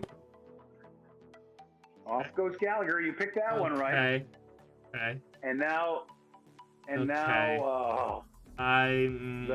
hair farmer from the back of Vancouver had a really pretty open header. Oh, jeez, he really did. And put it over the top. That was the bullet whizzing by Stuver's head. His headband does nothing. But again, you can't head it over the top. That's a cardinal sin. Yes, I agree. I agree.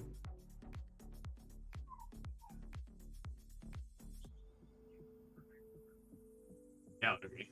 Mr. Phoenix, there's a dog here that really, who's whining right now. I can kind of hear that animal. Yeah. Owusu's off for Patrick Metcalf. Yep. And Gaspar came off at halftime, I guess. Romagna's coming in. Yeah, Romagna. Okay, I think. Did you just see Romagna coming in there? He's gonna. It brought him in. Yeah. There he is. He came in a minute ago. Not crazy. He came in Not during crazy about this. Yeah, he came in for Gallagher. Yeah. So they've pulled. So it looks like a 4-4-2 now. One of the midfielders back. Yeah. Well, it looks like 4-4-2. But Pochettino and who comes up? Dominguez are up front. Nobody comes up. I think it's a 5-3-2, 5-4-1 now. Yeah, I'd say a 5-3-2 or a 5-4-1. Yeah, I could see that too. Because Pochettino is tucked in. Yeah, I think there's 4 in the midfield, and I think actually it's probably a 4-1-4-1 again, but actually a 5-1-3-1. 5-1-3-1. Yeah, is what I would say. Yeah, because Ring is just sitting just in front of the back. Yeah, I don't like how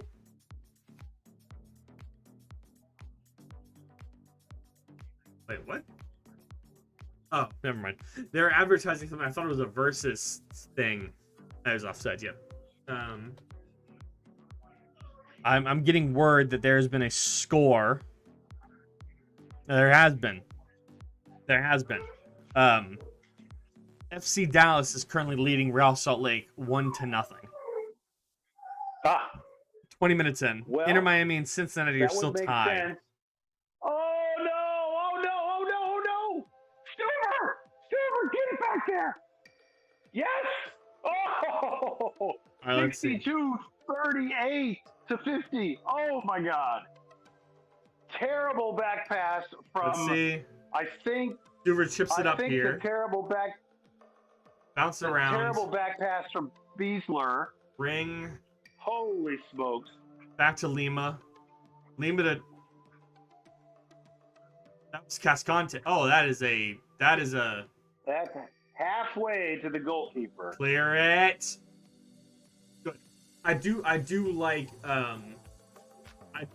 how instantly, and you know this is new. This is something they've worked on recently. Is as soon as Suvers came out of the goal there, do you see who went right into goal for him? Cascante. Cascante went right onto the line. Players. Yeah. Cascante went directly onto the line and stood there and made himself as big as he could on that corner to let Stuver try and recover there. And I do like that because that's something that we didn't have the other week, which is good. But yeah, I mean that proves my point of I hate playing out of the back, and I hate this team shouldn't play defensive. Like they shouldn't. Yes. Like 5 at the back does not work for Austin. I think Cascante might have had his foot clipped as he's passing it back. But that's what I thought. Yeah. Makes 2 excellent plays, but you cannot be slow like that. Cascante has got to play that ball back fast. Yeah. DSO asks, should the U.S. have a stadium of their own, like England or in Wembley? What do you think? No, I would agree. You know, they had a chance with RFK. Yeah. Before they were going to tear RFK down, there was some talk about converting it into the National Soccer Stadium. But honestly, I think it's better moving it around, and because we don't have the UK, you're never more than a couple of hours on a train from London. Exactly. You know, even the Germans don't play all their games in Berlin. No, they have doesn't Germany have a national stadium? But they do also play other way. In Berlin, they have the old Olympic Stadium. Yeah. But they play in Dusseldorf. They play everywhere. You know, in Paris, they play in France, they play mostly in Paris. Yeah. Oh. Let's see. Yeah. No, I don't know how I feel about this substitution. Bringing Cascante on, that's a foul, referee. Oh, come on. Okay. Dominguez, did you see that on the throw-in at 65 minutes? Dominguez on the throw-in by who was that? Caicedo. Cecilio Dominguez just puts an elbow in him as he runs past as he's taking the throw-in. He's like, get out of here. Cross was up there and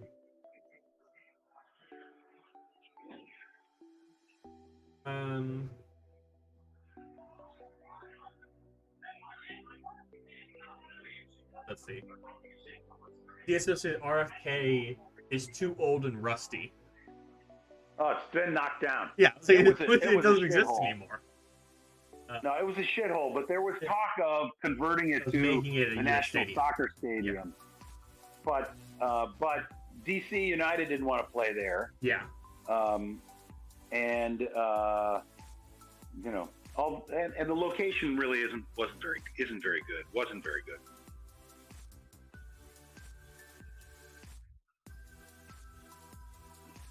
Well, Austin's got to 66, 67 minutes. I was about to say, it looks like Austin's gotten past that 15-minute lull period in their games here. They've gone out to talk to the medics the staff has come out to talk to Lima. Or no, it's Beasler they've come to talk to. Interesting. Let's see. Ball's out of bounds. I think he's shithousering a little bit, and the referees ushered him off the field. Referees just stopped. Brings him over, stand next to Josh Wolfe here.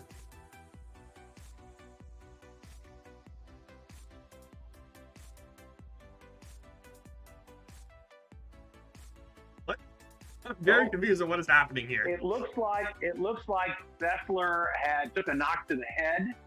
And now the medic is signaling that he's got to be substituted. This is bad. Not that he's the greatest ever, but who on earth do they do? A midfielder, not another defender. I mean, it's going to have to be Ring. I mean, they're going to have to pull Ring back because they don't have any other defenders. Other than that redheaded guy. Don't even talk about bringing Stanley on. Yeah, that is a bad excuse for a defender. And I wouldn't bring a defender on. That's the thing. Yeah. I'd go back to a 4-back with Romagna and Cascante. Like, I wouldn't bring I'd bring a midfielder or an attacker on, and go back to a 3-back or go back. Excuse me, my brain is moving way too fast from my mouth. And go back to the 4-2-3-1 or 4-4-1 or 4-4-2 or whatever you had. I'd go back to that. And I wouldn't stay at a 5-back. I don't like Austin playing in a 5-back. Well, I think that I'm watching the lineup right now. Have a good day. They're just playing. Well, they've only got 10 players out there right now at the present at 69 minutes. Ball hasn't gone off yet for Austin to make a substitution. It'll be interesting to who comes on. Oh, son of a biscuit! Oh.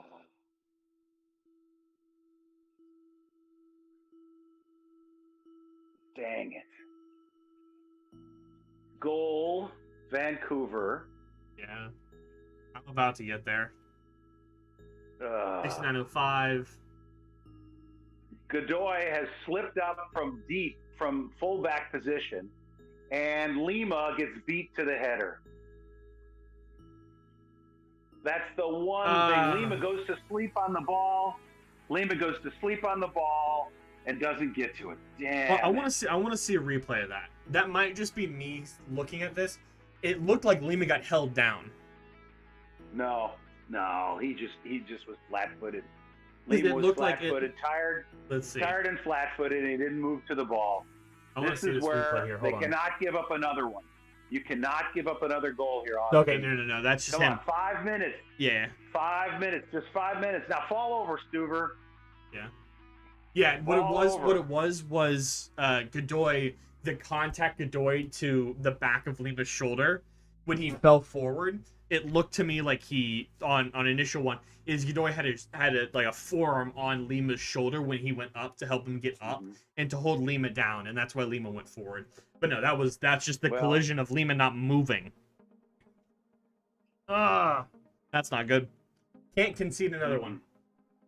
Don't try to take shots from that far out. Stuver's so substitution has been made. Beasler's off, and Kleeman is on. Kleeman is going in. Frederick got him Kleeman. Right now. Frederick Kleeman. 19, hasn't played a game yet. I think. No, I think he was injured. And it looks like no, he was the guy that we took on loan. Like they're sticking. Cross comes in. He was the guy we picked up on loan a while ago. Yeah, Armfish. That's not what you want to see. Apparently, Washington is trying to move back to where RFK was. Oh, should have had one. Oh, 71-42. All right, give us 30 seconds. No. Lima's on the ball here. Back to Lehman. I hate 5-back. I hate Austin playing a 5-back. I've said it before and I'll say it again. We do not have the facilities to play a 5-back. No, there's low cross. Brucey. Ring. Chips went in. Lima. Don't put it anywhere but at the keeper! Yeah.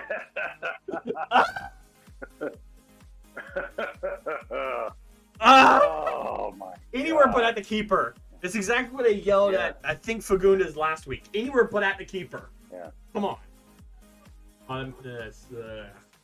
Sorry guys. I don't know if that blew out the microphone, but I hope not. I was yelling into my desk on that one.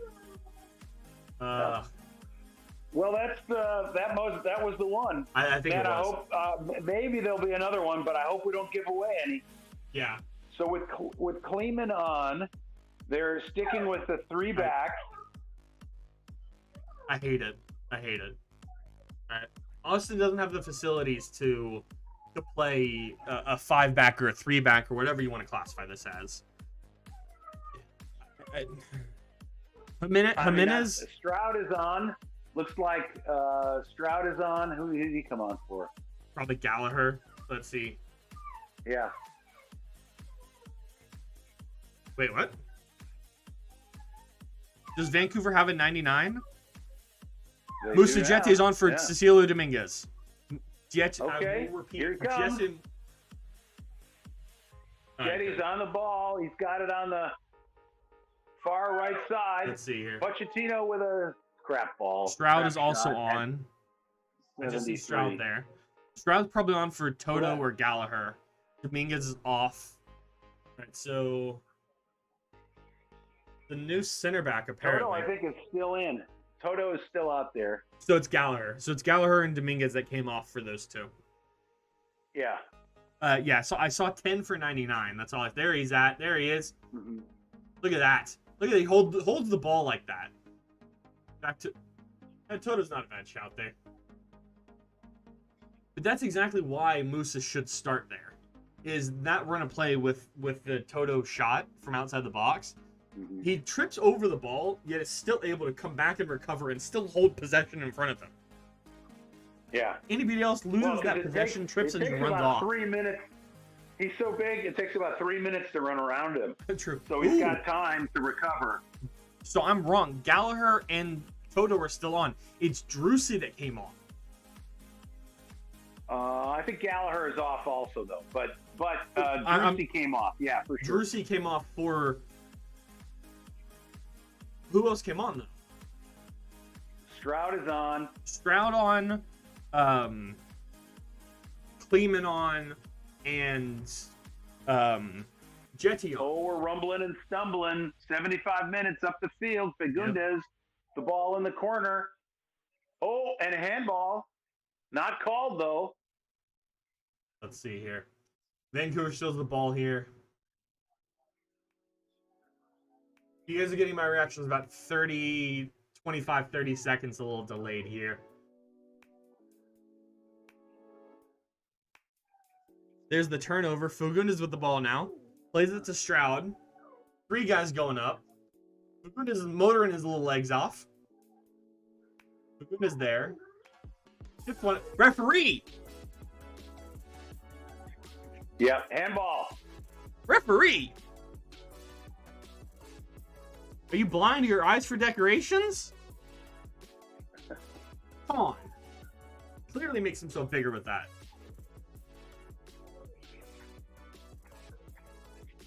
Oh, I don't like this. It's not good. I mean, we gave away the big turnover. Beasler with that terrible ball back. Yeah, Cascante with the ball back. Or Cascante. Yeah, Beasler with yeah. I really don't want to blame this on the 5-back, but the 5-back. If you drink, what? Oh, we just lost connection there.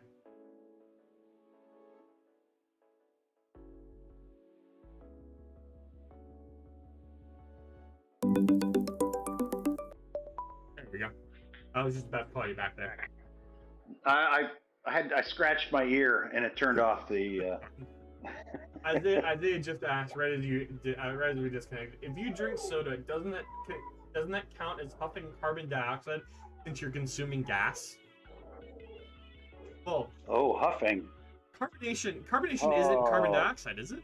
Oh, Alex, pay attention. 77 minutes. I think it's because they're Canadians and they really don't want to be bad hosts.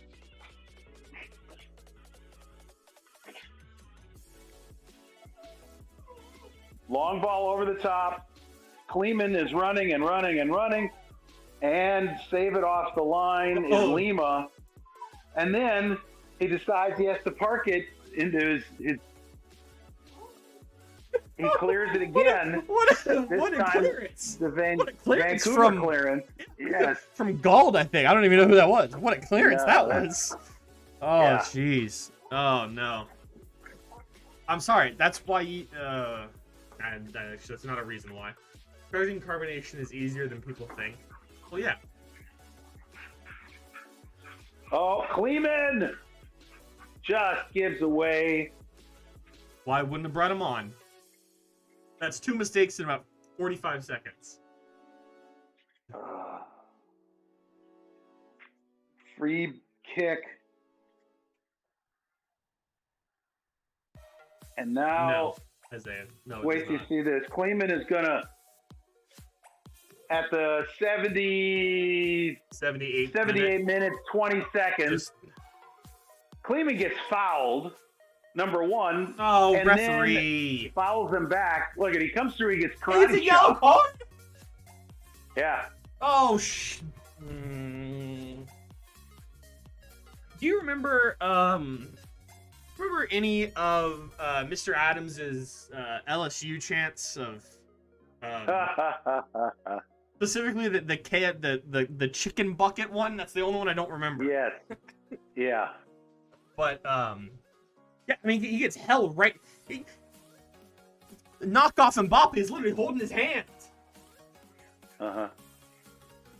It looks like a Ninja Turtle. Who's that? Caicedo. Caicedo looks like a Ninja Turtle, just like Kylian Mbappe does. Have you seen the picture of Kylian Mbappe with like the like eye mask on? No. Yeah, his head is very like turtle shaped, and his haircut looks like the top of a turtle where it changes color to become its neck where his hair is at, and he's gone off the he's worn a headband to PSG, like an eye mask like that, and he's fully embraced it, but he looks like a Ninja Turtle. Yeah. And Caicedo looks just like a Ninja Turtle, and that's why he's the knockoff Mbappe. Great. Well, you'll be pleased to know that Stuver holds the free kick. Good. Which goes over the wall and into his hands. Wasn't a very impressive free kick. All right, it's going to be a wild 10 minutes. There shouldn't be a whole lot of extra time. Good job, Stuver. There we go. I see there's a couple minutes just because of the Matty B substitution. Yeah, this referee's a little questionable, but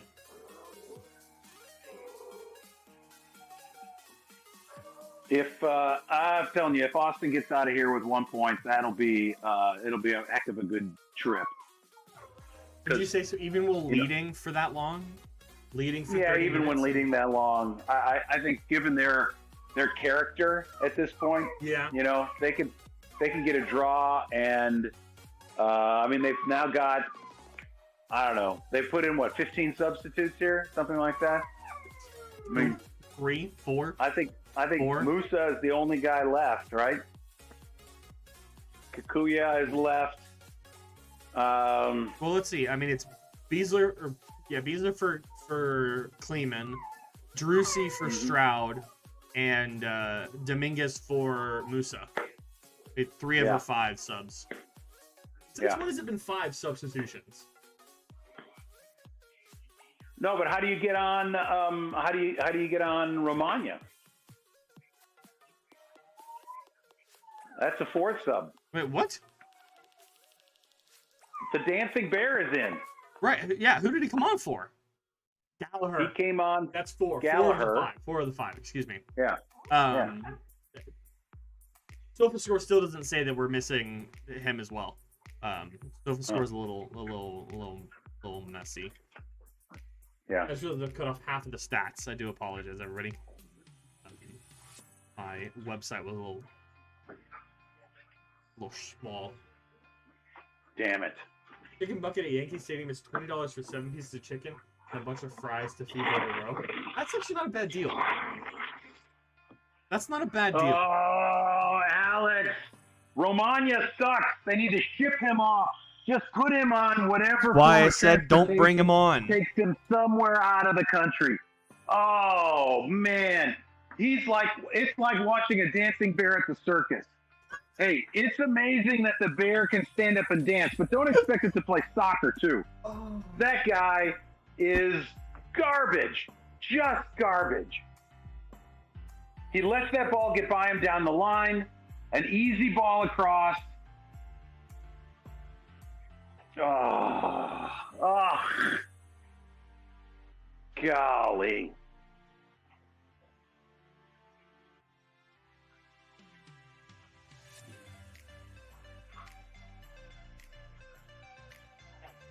That's appalling. What was that?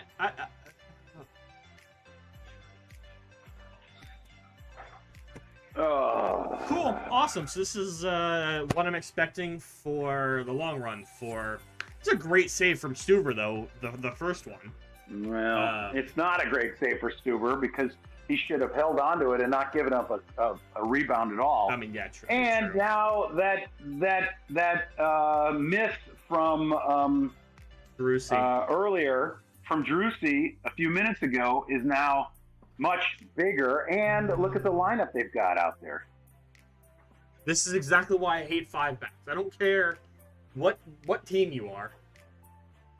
If you're Barcelona and you play tiki-taka football and you still play it out of the back, I don't care. 5-backs are terrible. It proved with Manchester United you can't sit back and win games. You can't sit back with 5 at the back and win games. Isaiah, technically, yes, he was still snubbed as an MLS All-Star. He still leads the MLS with the most saves in the season. So, yes, he is still technically snubbed. But that's a sign. That's a sign of what shit defense. Yeah, this AFC he can't do anything necessarily. Yeah, he just happens to be the guy there.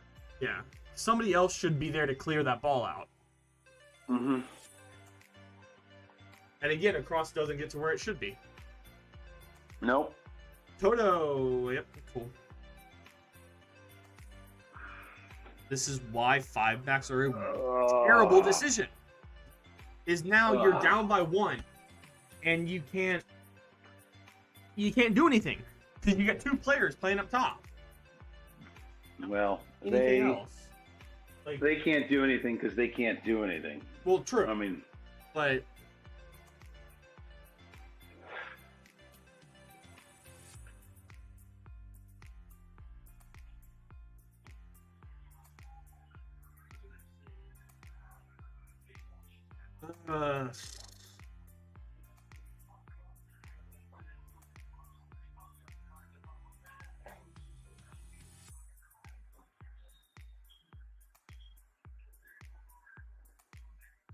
Lovely. I guess if you're in this situation, you bring on, you bring off Rodney Redes. Bring off Redes or Kakuta Mane or Redes. Oh, both of them are coming on. You know how? Like, what? I have 2 more subs. I think Beasler because Beasler was a head injury. That doesn't. I do not understand the MLS rules clearly. Okay. Yeah. Sure. for Holy cow! This Hector is a Jimenez. Okay, that heartbreaking makes loss. sense. And you're going back to a 4-back. This is a heartbreaking loss. You're going back to a 4-back. Way to go. Yeah, and Toto's off. Great. Finally, Josh Wolfe figures it out that you don't play a 5-back. Well, You already play a 5-back in the sense of Ring is another central defender because he sits back. Like don't put 6 guys in there. Stanley should never play another game, or Kleeman. Kleeman also should never play another game. He also looks very uncoordinated.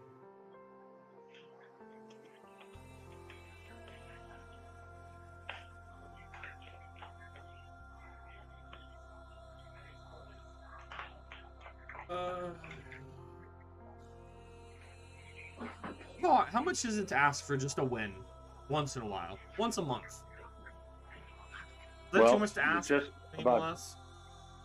One win a month. That's it.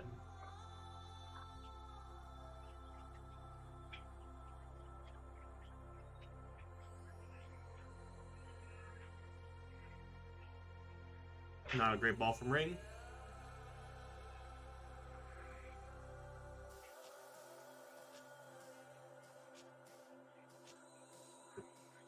Yep, well.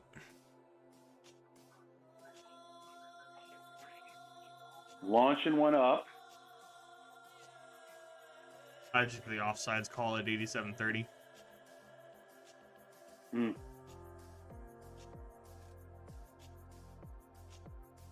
It's a problem when I'm at the point of, well, this makes sense. Okay, cool. Mm-hmm. And I'm not, as you know, watching me watch sports for years. Well, I think we may have to think of this year as a year of learning to be Chicago Bears fans, and that I want to be a Chicago Bears fan. But here's the deal, though. I mean, you can relate because they're just trying to figure out a way to lose every game. Yeah, I guess. Oh, well, looks like we're going to get a corner kick here at 89th minute. Yeah. Rodney Reyes had a decent chance, but off the big fella. Come on there, wrecking ball. Put everybody up there. Come on, get Stuver in there.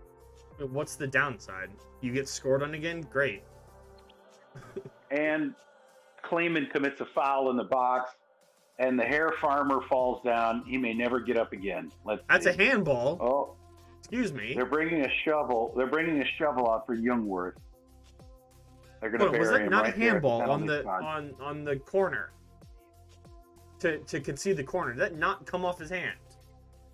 I think it's down low. He hit the ground.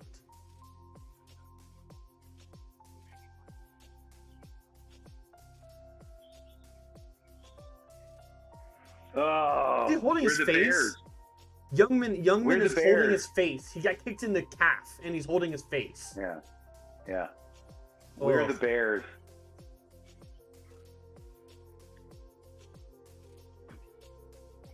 Oh, here's the... That came off his hand. That came off Godoy's hand. Excuse me.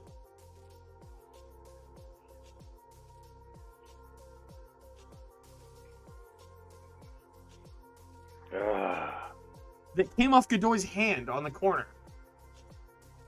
It deflects off his wrist on the ground. Yeah. Yep. Well, we're the Bears, so we're not going to get a break like that. Bears make playoffs every year, and then they get slapped by somebody who finished third in their division. I don't know how it's possible to get beat by somebody third in your division when you're a wild card team, but whatever, close enough.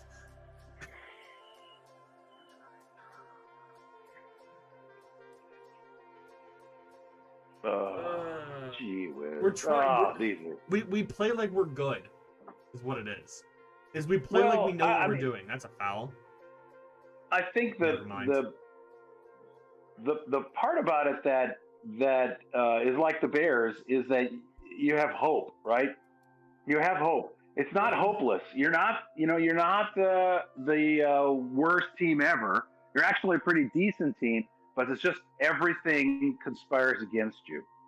Yep.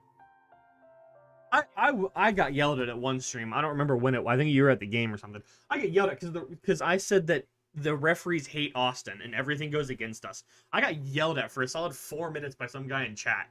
He's like, Austin gets babied by the referees. I'm like, bro, what? Excuse me, really? Mm-hmm. Austin, the entire MLS seems to be against Austin. I don't understand it.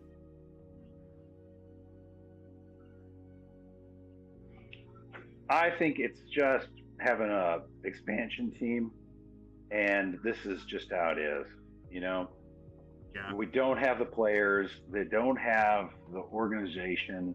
There's no, they got the cast-offs from a bunch of different teams, and I'm sorry, but also this is partly on Josh Wolfe. You have three designated players that are allegedly supposed to be your top dogs, theoretically. One of them's on the field at a time. Mm-hmm. Maybe you should use your brain, use the thing between your ears, and put all three of them on at once. I don't know, wild idea, crazy idea. But maybe they played a lot together, but it's just, look, when they go to the bench, they bring out Kikuya and Kleeman, and that's it, and it's over. Well, I mean, there's your problem. You bring on Kleeman. Yeah, they just don't have players. They don't have players. Kleeman. They don't have players. They're better off not bringing them on. But yeah, I just, in the stadium, it has gotten poorer. It's that Austin, the supporters do their absolute best and hold out hope, and then this is the sort of thing that happens at home and away. Yeah, and it's nowhere near what it was at the beginning of the season with the supporters, and I just hope that college football season doesn't crush the supporters. I think they're a different enough. I think they're a different enough group that that there's not a lot of intersection, but the high dollar seats are already going empty. Yep. The people who spent $600 for their seats and their corporation has them or whatever. Now, they were never the spirit or the real core of supporters for AFC anyways, but they're checking out. Yes, no, and I don't think that they're going to lose the supporter section at all. That's not what I'm talking about. I'm talking about everything else. Mm-hmm. Everything else is going to deteriorate. It's going to empty out. By the end of the season, because when's the last game of the season? The last game of the season, well, the last home game. Because I know the last game of the season, you guys have to come up here. We have to. I don't know why I said you guys. We have to come up here. I'm going to that game. You are gonna be harassed. I don't care. I'm going to that game. And I'll go with you. Yeah, November 7th. Tickets are $25 a piece, and you have to buy two. So Stevie and I were gonna go, but we'll buy three. It's great. Okay. Sporting Kansas City, November 3rd. I guarantee you, in about a week, you'll be able to buy those tickets for $5 a piece. Guarantee it. Game against Houston on the 24th of October, $10 a piece because they're a rival team. Mm-hmm. The game's in October. Real Salt Lake, $10 a ticket. Minnesota, $5 a ticket. Kansas City, $5 a ticket. Is this on SeatGeek or on? No, just this is me predicting the game, the ticket prices in October. I thought you were looking at. They're going to be nothing. I'm looking right now. SeatGeek. Yeah. I guarantee you that they're probably going to be about $15 a ticket. I misspelled seat. How do I misspell seat? I spelled it with two E's. Yeah. Austin FC. Darth Goalkeeper says Whitecaps for life. Well, that's just disappointing. Yeah. The game. okay, I'm wrong. The game against Portland, I checked 2 weeks ago. It was $25 or $28 a ticket. I can now buy them for $20. Good, looking better. Oh, jeez. Yeah, let's see. Man. Cheap, sort by price, best deal. You're behind a goal. You're in the general admission supporters. No, you're not in supporters section. You're between supporters. That's fun. I'll have fun there. Well, let's go be in the Austin supporters. I can get tickets that way. Yeah. If you can, definitely do that. There'll be a supporter section. Yeah. We'll go. Yeah, this is second level behind the goal is where this $20 ticket is. Yeah. Well, I think that, and then there should be some presentation as the representatives of Austin Verde. We should make a presentation to the Timbers, whatever supporters group is, and then maybe we'll get the when they slice off that piece of furniture and turn it over to us, right? Yeah. So I'm looking at the tickets at the end. Q2 Stadium is $45 for a ticket in Kansas City. Houston Dynamo is $48. That's crazy. The game against San Jose, $18, and that's in San Jose. Q2 against Minnesota, October 16th, $42. Real Salt Lake 2 weeks before that, $36. At the Galaxy, or at home against the Galaxy, $45 in September. $38 San Jose game. The game against San Jose in Austin is $38. The game in San Jose is $18. If Q2 continues to charge people $40 to $50 for general admission tickets, I wouldn't be surprised if at the end of the season there is 5 people in the stadium that's not supporters. Well, they've already sold them all out. They're all sold as season tickets. There's very, very few general admission tickets available. There's only a couple thousand of them. Yeah, well, I'm talking for like people trying to resell them. Is nobody's gonna go? Yeah, because nobody's gonna be able to sell their tickets. They don't want to be there. Mm-hmm. Like, it's just, I don't know. It's a questionable thing, and like, you can speak to this. How was I when 5 years ago, 6 years ago, whenever it was, when Green Bay would lose a game, or when UT would lose a game? You were sensible, civilized response to everything, my man. You've never gone overboard, and only a reasonable response for you. I mean, that's complete lies, complete and other slander, but fine. I'll tell you guys, that was not how it was. There was always, I never blamed the referees.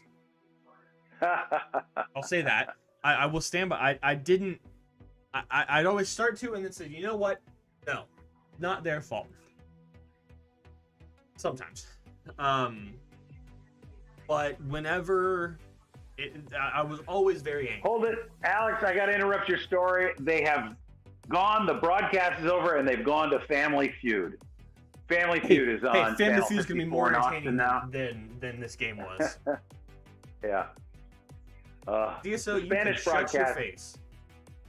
The Spanish broadcast on Univision is gone for Real Salt Lake versus Dallas. I'm sitting at a bluish background that says ESPN Plus. Your event is now over, and it's also telling me to go watch Detail from The Mind of Daniel Cormier, Peyton's Place, and other things.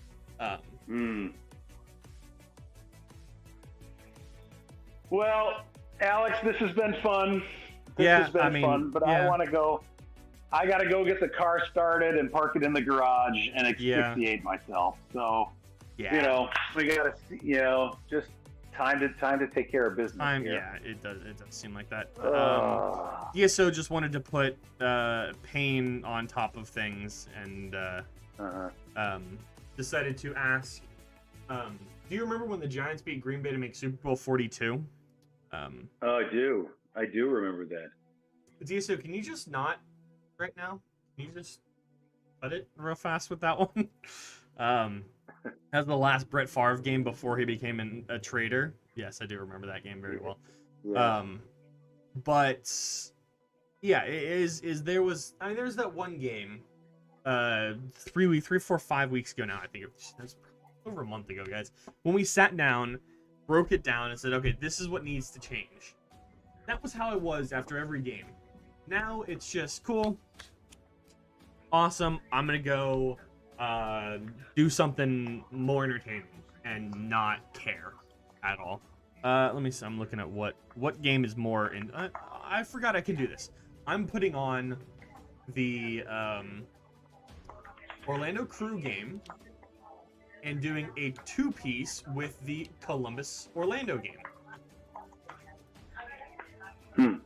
Because I can do split screens. I can watch 2 games at one time. Aha. Yeah. And then I also have a scroller down at the bottom. It tells me that Florida is beating FAU 14-0 at halftime. Columbus and Orlando are tied at 2 apiece. Never mind. Orlando City has just gone up 3-2 against Columbus here. Oh, wow. Yep. Well, I wish we were watching that game. I am watching the game. I'll have to open ESPN on my computer as well. Oh, I think it just went back. Orlando there. Yep, Orlando. I'd love to see Columbus lose. That would be that'd be great. But for those of you that are interested, MLS table. This loss puts Austin still bottom of the league, of course, because we can't do anything with it. This puts Austin currently in 12th place. Are we below Toronto, though? No. In the total, if you had a total table? No. Toronto's at 15 points. Austin's at 19 points. See? Those bitches. We own them. Isaiah, I'll probably do that off stream. I'll probably go watch the Florida game, honestly. My grandfather was a huge Florida fan, so I gotta watch that game. But yeah, Austin's at minus 10 goal differential and 19 points with 5 wins, 4 losses, and 4 draws, and 13 losses. At least we're better than Houston. At least we've won more games than Houston. Houston's won 3. Houston's won 3 games. Tied and lost 10. Yeah, but they get draws. Yes, they have 10 draws. They have 6 more draws than we do. But Toronto is 3-6-13. Cincinnati is 3-9-9. So yeah, they stink. Neither of them are good. But this puts us out of reach of pretty much anybody. With a win, we would have been at 22 points, 4 points shy of San Jose and Dallas in 10th place. Dallas is currently in 10th place at 26 points. 23 games played. San Jose is 26 points with 21 games. Yeah. So at least we're not bottom of the table, at least. That's a benefit. But looking at the other games here currently going on, Orlando, like I just said, is up 3-2, 72nd minute. Real Salt Lake and Dallas are tied at 1 apiece. And Cincinnati and Inter Miami are tied at 0s at halftime. That Salt Lake Dallas game has just kicked off for the second half. And the game that starts off in about an hour is San Jose and Colorado. And that game is kicking off at 10 p.m. Eastern. 10 p.m. Eastern? Yes, 10 p.m. Eastern. Okay. But that's all the roundabout that we have for the rest of the MLS games. Looking forward, I don't know if I'm going to be live tomorrow for the US game. I'm going to say probably not. But if you go down on the bottom corner of the screen right there, if you go down there, follow my Twitter, I will alert you guys. That game is, the reason why I thought it was the 8th, I figured out, it's at 8 p.m. Eastern. That's where I got the 8th from. I think it's one of Cincinnati. Yeah, because it's played in Nashville. Yeah, it is. It's Nashville. But that's right. I was talking to you earlier and said 8 p.m. or the 8th. It's because it was 8 p.m. So that's going to be what? 7 p.m. for me, or no, 8 p.m. 8 p.m. Eastern is going to be 5 p.m. your 5 time. o'clock for me. Yeah. I might. Yeah. I might. I'm not 100% sure, but again, if you go down and follow my Twitter, I will let you guys know there. Or if you don't follow me on Twitter, you can always just come on the channel tomorrow about then and see if I have the live stream going or not. I'm probably gonna say no. Thanks for sharing the stream with me. Absolutely. I appreciate being able to talk, and it's effectively what we've always done, right? True. So yes, this is just an extension of the couch, of the white leather couch. Yeah, pretty much is. And I do have one final comment to make. I'm watching the Georgia Clemson game, which has just ticked over to halftime. Yep. The sponsor of Georgia football, and with a big name on the center of the field, is Duke's Real Mayonnaise. Duke's Real Mayonnaise. Jeez. Yep. Isaiah says, have a good night. All right. Good night, Isaiah. Thanks for listening. All right. I'll talk to you later, Dad. All right. Bye. Bye. All right, everybody. That is my father. We are done with that. Very, very disappointing, but also at the same time, not at all. I have lost all hope with this team, to be honest with you. I'm hoping for a let's not finish last anymore. But again, one more time before I end it, if you are new, pop over down below, hit that subscribe button, make sure that it is grayed out. If you wouldn't mind, you always do have an option to unsubscribe later, and it is free. As you see also on the desk, we have now hit 112 subscribers on the channel. We're increasing slowly but surely. I'm looking back. I have, let me see. I'm looking at the videos that I do have scheduled here in the near future. Just pack up the season, take the L. Oh yeah. No, that's the thing, and that's why I'm just chilling. I'm watching the game still. It is what it is. New Austin FC finish above Houston. Yes, for sure. But I'm looking at the videos that I have coming up. When is that? Monday? Is that right? Monday the 6th? Yeah, Monday the 6th, I have a FIFA video. Wednesday, I have the final part of the 12-minute series that's on my channel. Isaiah, I know you do like that. And then Friday, I have a preview of the Packers season as that kicks off this upcoming Sunday. We have a week. Garo DK is getting a little screen time there for Orlando. But yeah, that's coming out here. We get a 3-minute video on Monday and a 36 video on Wednesday. I haven't quite edited the finished editing or finished recording the Packer video, but it should be about 10 minutes. It's going to be roughly like if you remember way back in July, the What's Wrong with Austin FC. It's going to be kind of like that. The same kind of vibe. It's just me talking and telling you guys my thoughts and opinions on the upcoming season. I might do another can't wait to see the Buccaneers destroy the Cowboys. Is that opening night, DSO? Is that the first Thursday night game? So yeah, but that's what's going on the channel here. Oh, another update from a couple days ago, from the 20th of August, the 2x92 plus icon moments player pick pack that I did. You guys almost have that as the most viewed video on the channel. I mean, it is the most viewed video on the channel. It's almost at 800 views.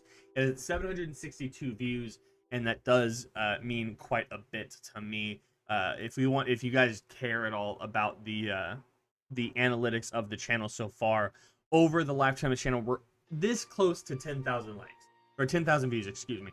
We're at 8.9 thousand views on the channel. Watch time's almost at 500 at 485.2, and 113 subscribers on the channel, as you see right there. I didn't mean to have that up. That was up. If you remember back when we were doing the road to 100 subs, that's there. I have also, I don't know if you guys have noticed, I have changed the channel name to Phoenix HD instead of Phoenix YT. I just thought that would be a little bit more logical while on YouTube already, not advertising that I have a YouTube channel on YouTube. Obviously, clearly it's right here.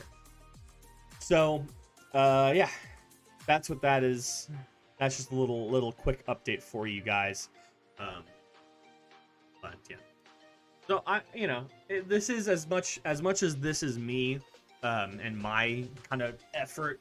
Specifically, Isaiah and DSO, I do want to give you guys a huge shout out, as you guys have been part of the channel, at least part of the live stream. Isaiah has been in the comments a little bit more recently, of just giving your support and anything that you guys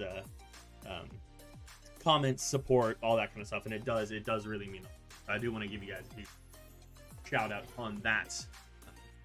Might actually have a little special treat for you guys during the next live stream. Not sure. I will also coordinate with my father about next week's game, Austin game.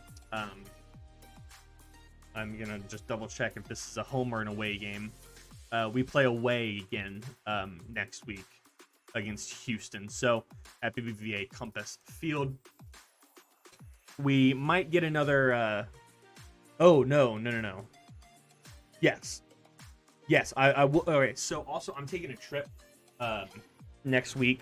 I'm leaving the 14th and I'm coming back the 20th of September. So I'm gonna miss the LA game and the San Jose game, unfortunately. Again, if you go follow my Twitter, I will be on there talking about it. I'm going down to see my girlfriend's family. Her older sister is having a child, having a little girl, and her baby shower is I think the 18th. Or it might be the 17th. I don't remember the exact date. So we're going down there for 6 days, I think. So I'll be gone for that. So that's not the game against Houston. That's the game against LA and San Jose after that. They live in Northern California. They've been affected by the fires. It was supposed to be this upcoming weekend, but they pushed it back to after that. So yeah. It was supposed to be the 12th, but they pushed it back. But so that's a little quick update. I will be gone again. We'll have streams next weekend, and then the weekend after, and the weekend after that. I might not be. So yeah. I feel like there's something else. Yes, they are DSO. Yeah, they're Niner fans. They're Niner. But yep, that's all I have. One more time, just because why not? That way, that one. Hit that subscribe button. It does mean a lot. Again, also hitting that like button. We're currently sitting at 8 viewers right now with 8 likes, so I do very much appreciate that as well as all the support on the channel itself.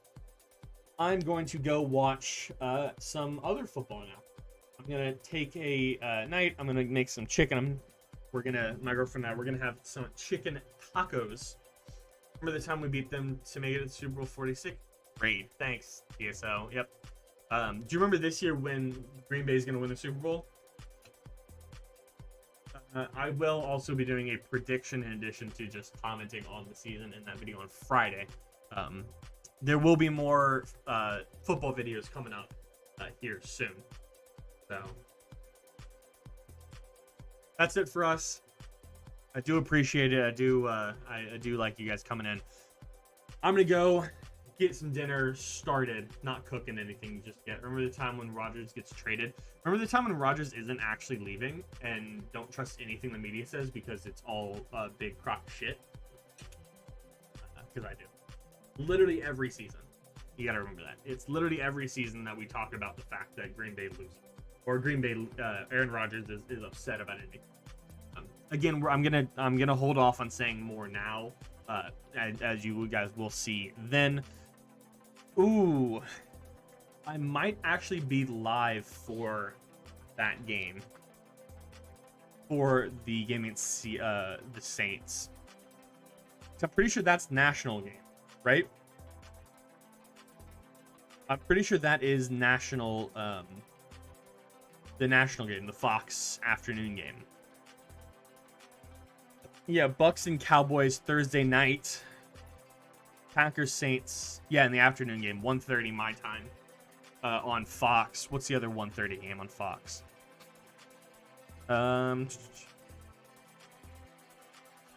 Oh, geez, New York and Denver. Yeah, nobody wants to watch that game. Bears and Rams have the first Sunday night game, and then also the Monday night game is the Ravens and the Raiders. That'll be a fun game to watch as well. Doing a last little update for you guys as well. I know there's a lot of housekeeping. Green Bay is a 4-point underdog, or favorite, excuse me, 4-point favorite in that game. Game is going to be played. They lost Drew. Saints are going to be trash. We'll see. Do you guys remember what happened last time they get hit with a hurricane? What happened then? Don't know. That city bonds together more than anything else. So, yeah. Alrighty, boys. Well, that's gonna do it for me. I'm cutting it there. I know I've said that about 6 times, but again, we'll have more football talk next weekend. That's it. Take care. Have a good week, you guys.